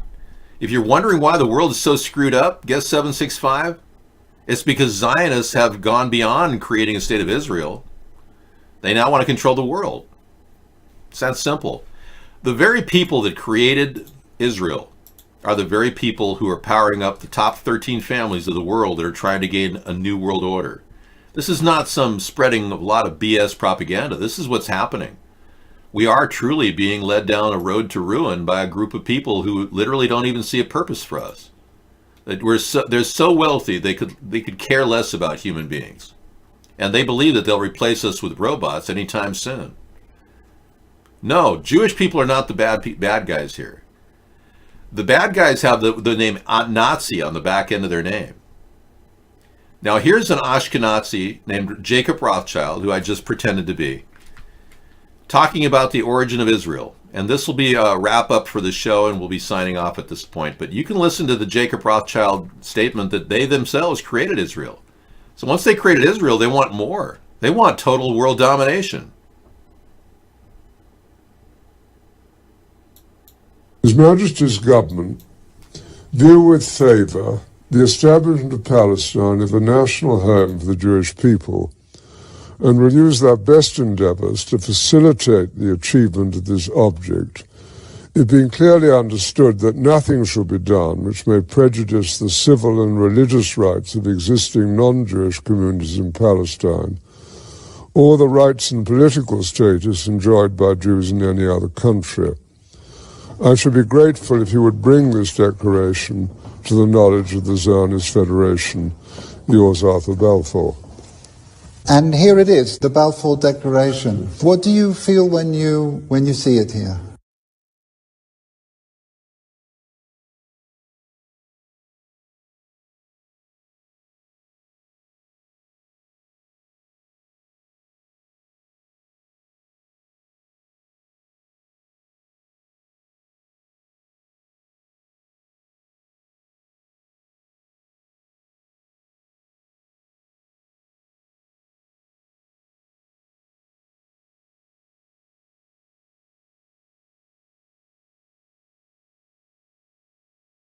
Okay, for all of you people who are trying to understand what I said, you need to be lip readers in order to actually understand those words. So, I spoke out just for lip readers, in case you're wondering. Yeah, because I can't give you the answers to everything. Only the surfer dude can do that.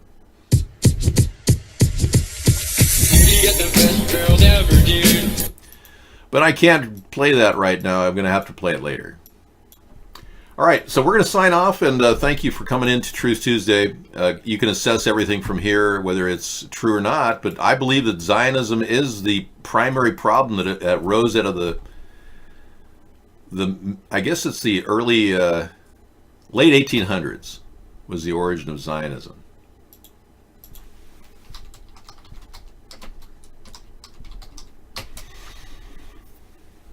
(1870 to 1897). And this development panned out into something bigger. And unfortunately, it's not predicated on any biblical or rabbinical truth. There's no mention of this in the Torah. So it doesn't have any religious backing behind the Zionist goals. It really is like a takeover operation. Now, I certainly understand that the Holocaust happened and that Israel is a great nation now. And in no way do I want to dissuade people from supporting, a nation that could actually be a beacon of hope for mankind.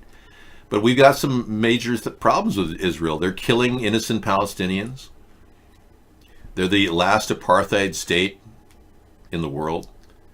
So there's some problems that have to be rectified before we can actually make it a better country. I don't need to get your right information, because it's wrong. There's no need to talk privately, because I know what's going on. Now, if you want to somehow dissuade me from believing the truth, then you probably should enter another show. Maybe go to our show on Monday and talk about conspiracy theories. I don't think Zionism in and of itself is something that we should be extremely concerned about, in that it's going to have a place no matter what out there. They're going to constantly be pushing for their agenda.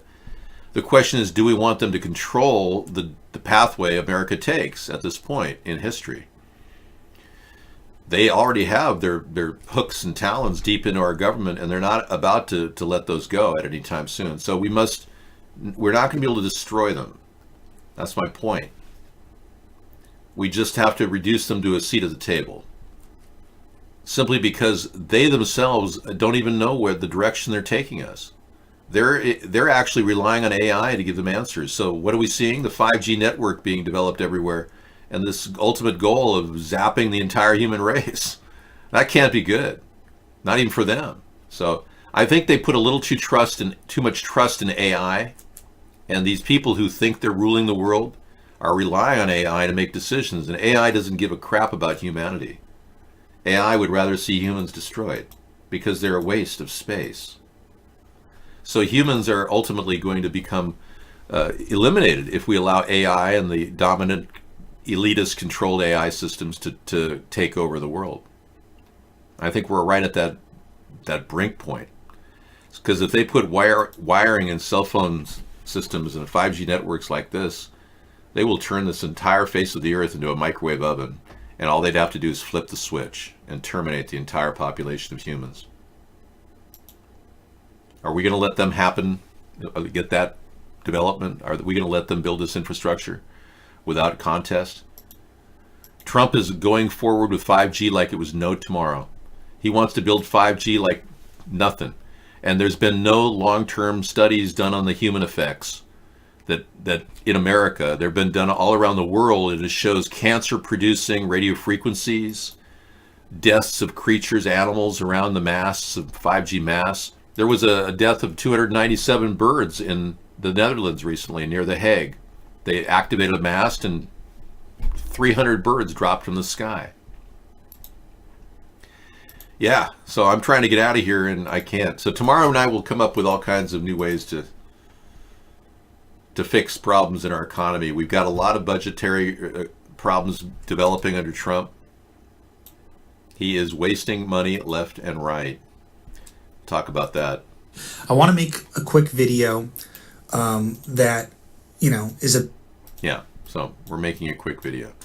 I got the wrong video there. I like Earth too, and I don't want to see it desecrated, and I know you people don't want to see it desecrated. Thank you, Sosadi. Thanks for coming in, everybody. We're just kind of trying to figure out how this is going to play out, and it doesn't look good for mankind if we continue doing what we're doing. Hey, I am Mr. Right, and I'm going to sign off for tonight. Thank you for coming in. I'll see you again tomorrow at 5. But I'll be in the chat room chatting till 2 in the morning. Take care.